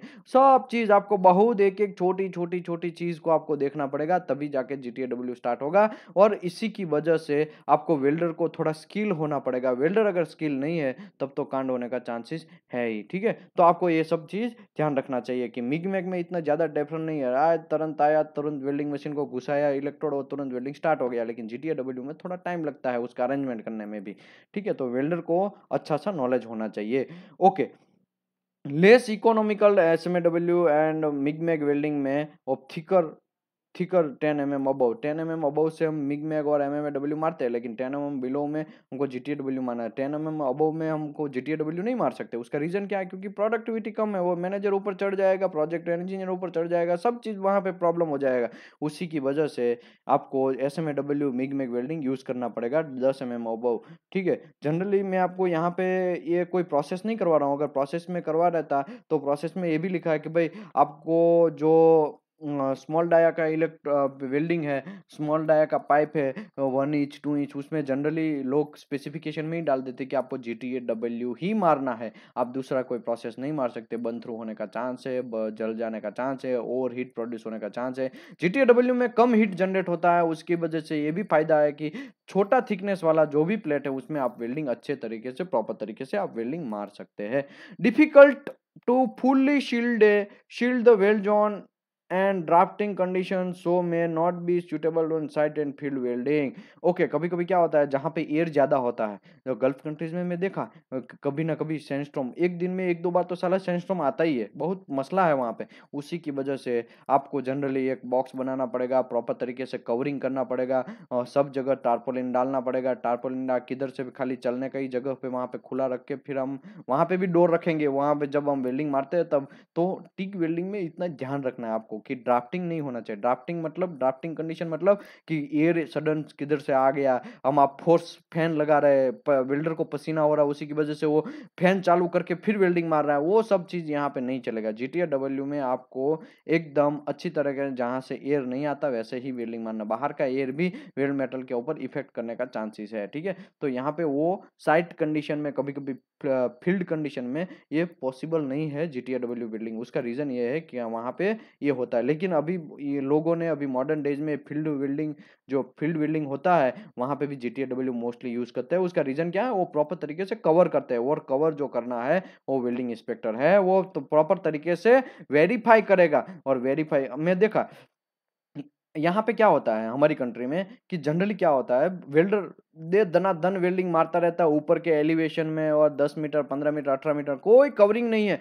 ऐसा अगर गल्फ कंट्रीज में होता तो वेल्डिंग इंस्पेक्टर का जॉब भी चला जाता, पता है। ऐसा कंडीशन गल्फ कंट्रीज में इतना सीरियसनेस लिया जाता है कि वहां पे कवर करना है तो कवर करना है। और यहाँ पे हम लोग बोलते हैं ना वेल्डर को हमारी कंट्री में कि भाई तू वेल्डर एक काम कर, तू प्रॉपर तरीके से कवर कर। क्या साहब, थोड़ा तो वेल्डिंग मारना है, 2 पास तो मारना है। अरे 2 पास क्या यार, 5 पास मारना हो या एक सिंगल टैकिंग मारना हो, आपको कवर करना है तो करना ही है। डब्ल्यूपीएस में लिखा है 8 मीटर पर सेकंड का आपका स्पीड नहीं होना चाहिए विंड का, तो उतना रहना चाहिए, या 2.2 mm पर सेकंड का नहीं होना चाहिए। उसके लिए क्या होता है, विंड विंड मेजर करने के लिए एमीमीटर आता है, तो वो जब चेक करेंगे राउंड राउंड घुमाएंगे या अदरवाइज ऐसे ही एयर में रखेंगे तो आपको पता चलेगा कि एयर का फ्लो कितना है। तो वो फ्लो के हिसाब से डब्ल्यूपीएस में लिखा है, वो फ्लो के हिसाब से आपको वेल्डिंग मारना चाहिए। अगर वो फ्लो ज्यादा है तब आपको प्रॉपर तरीके से कवर करना चाहिए। यहाँ पे तो किसी को पता ही नहीं एमिनोमीटर क्या है, कैसे यूज होता है, और एयर चेक करने के लिए क्या क्या चेक होता है। यहाँ पे तो कोई एयर भी नहीं चेक करता है। तो ये हमारा पुअरनेस है, हमारा गलती है, हमारा प्रॉब्लम है। हम लोगों को अवेयरनेस होना पड़ेगा, हम लोगों को भी अवेयर करना पड़ेगा, ठीक है। एक शॉप है उसमें कोई प्रॉब्लम नहीं है, ऊपर से वगैरह सब चीज क्लियर कवरिंग किया है और साइड में से कवरिंग किया, कोई प्रॉब्लम नहीं है, शॉप में कोई प्रॉब्लम। लेकिन फील्ड में जाएंगे तब आपको कवरिंग करना is the most important part बन जाता है। तो जीटीएडब्ल्यू वेल्डिंग फील्ड वेल्डिंग में थोड़ा टफ है, उसका वेरिफिकेशन करना पड़ेगा आपको, प्रॉपर कवरिंग किया है कि नहीं किया। Tungsten inclusion occur in electrode allow the contact of the weld spool. देखो टंगस्टन जो है वो इलेक्ट्रोड के साथ टच हो जाएगा या बेस मेटल के साथ, वेल्ड मेटल के साथ अगर कांटेक्ट में आ जाएगा तो टंगस्टन इंक्लूजन आने का चांस है। तो टंगस्टन को आपको वेल्ड मेटल से थोड़ा दूर रखना है। जनरली आपको गैप कितना रखना चाहिए, जनरली 2 से 8 mm का बीच में डिफरेंट रहता है। जो जीटीएडब्ल्यू है वो 2 से 6 mm का रहता है, तो आपको उतना गैप रखेंगे तो अच्छा है। लेकिन कभी कभी क्या है, वेल्डर वो हैंड प्रोसेस है, हैंड कभी भी फिक्स नहीं रह सकता है। जैसे एसएमडब्ल्यू में क्या, एसएडब्ल्यू में क्या होता है, एसएडब्ल्यू में तो हम वो फिट कर देते हैं कि भाई रिमोट से वहाँ पे अप एंड डाउन ऐसा सेट कर देते हैं, ठीक है। तो वहाँ पे कोई प्रॉब्लम नहीं है। फिर पाइप है या रोलर है, या फिर रोलर के ऊपर वो वेसल है, वो घूमता रहेगा और हमारा टॉर्च भी ऊपर से फिक्स रहेगा उसका डिस्टेंस, तो हम लोगों को फायदा है। लेकिन जीटीएडब्ल्यू में तो वेल्डर हाथ से मारता है वेल्डिंग, तो हाथ से मारने की वजह से क्या होता है, वो अप एंड डाउन होता रहता है। उसी की वजह से कभी ना कभी टंगस्टन टच हो जाता है वेल्ड मेटल के साथ और टंगस्टन इंक्लूजन आने का चांसेस है। The process does not have any cleaning action, so has a low tolerance for contamination of filler और बेस मेटल। आपको अगर कोई फिलर में कोई कुछ कंटामिनेशन आ गया है या बेस मेटल में कंटामिनेशन आ गया है तो वेल्डर क्या सोचेगा, चलता है यार जीटीएडब्ल्यू तो इतना फास्ट और इतना अच्छा वेल्डिंग, सॉरी फास्ट नहीं, इतना अच्छा स्मूथ वेल्डिंग है, यहाँ कहाँ ग्राइंडिंग करने का कोई जरूरत नहीं है, जाने दो, ऐसा सोचता है। थोड़ा भी ग्राइंडिंग करने के लिए आलसीपन दिखाता है, उसी की वजह से कभी ना कभी कुछ कांड होने का चांस है। क्लीनिंग एक्शन यहाँ पे थोड़ा कम है। जीटीएडब्ल्यू में वैसे हमको क्लीनिंग करना नहीं है, लेकिन अगर आपका फिलर है वो रस्टिंग आ गया है तब आपको प्रॉब्लम है, तो आपको रस्टिंग वाला फिलर भी यूज नहीं करना चाहिए। आपको यहाँ पे थोड़ा लो टॉलरेंस दिया गया है तो वो भी ध्यान रखना चाहिए। Thank you very much. मैं आशा करता हूँ आपको ये सब चीज समझ में आया होगा और जीटीएडब्ल्यू आपको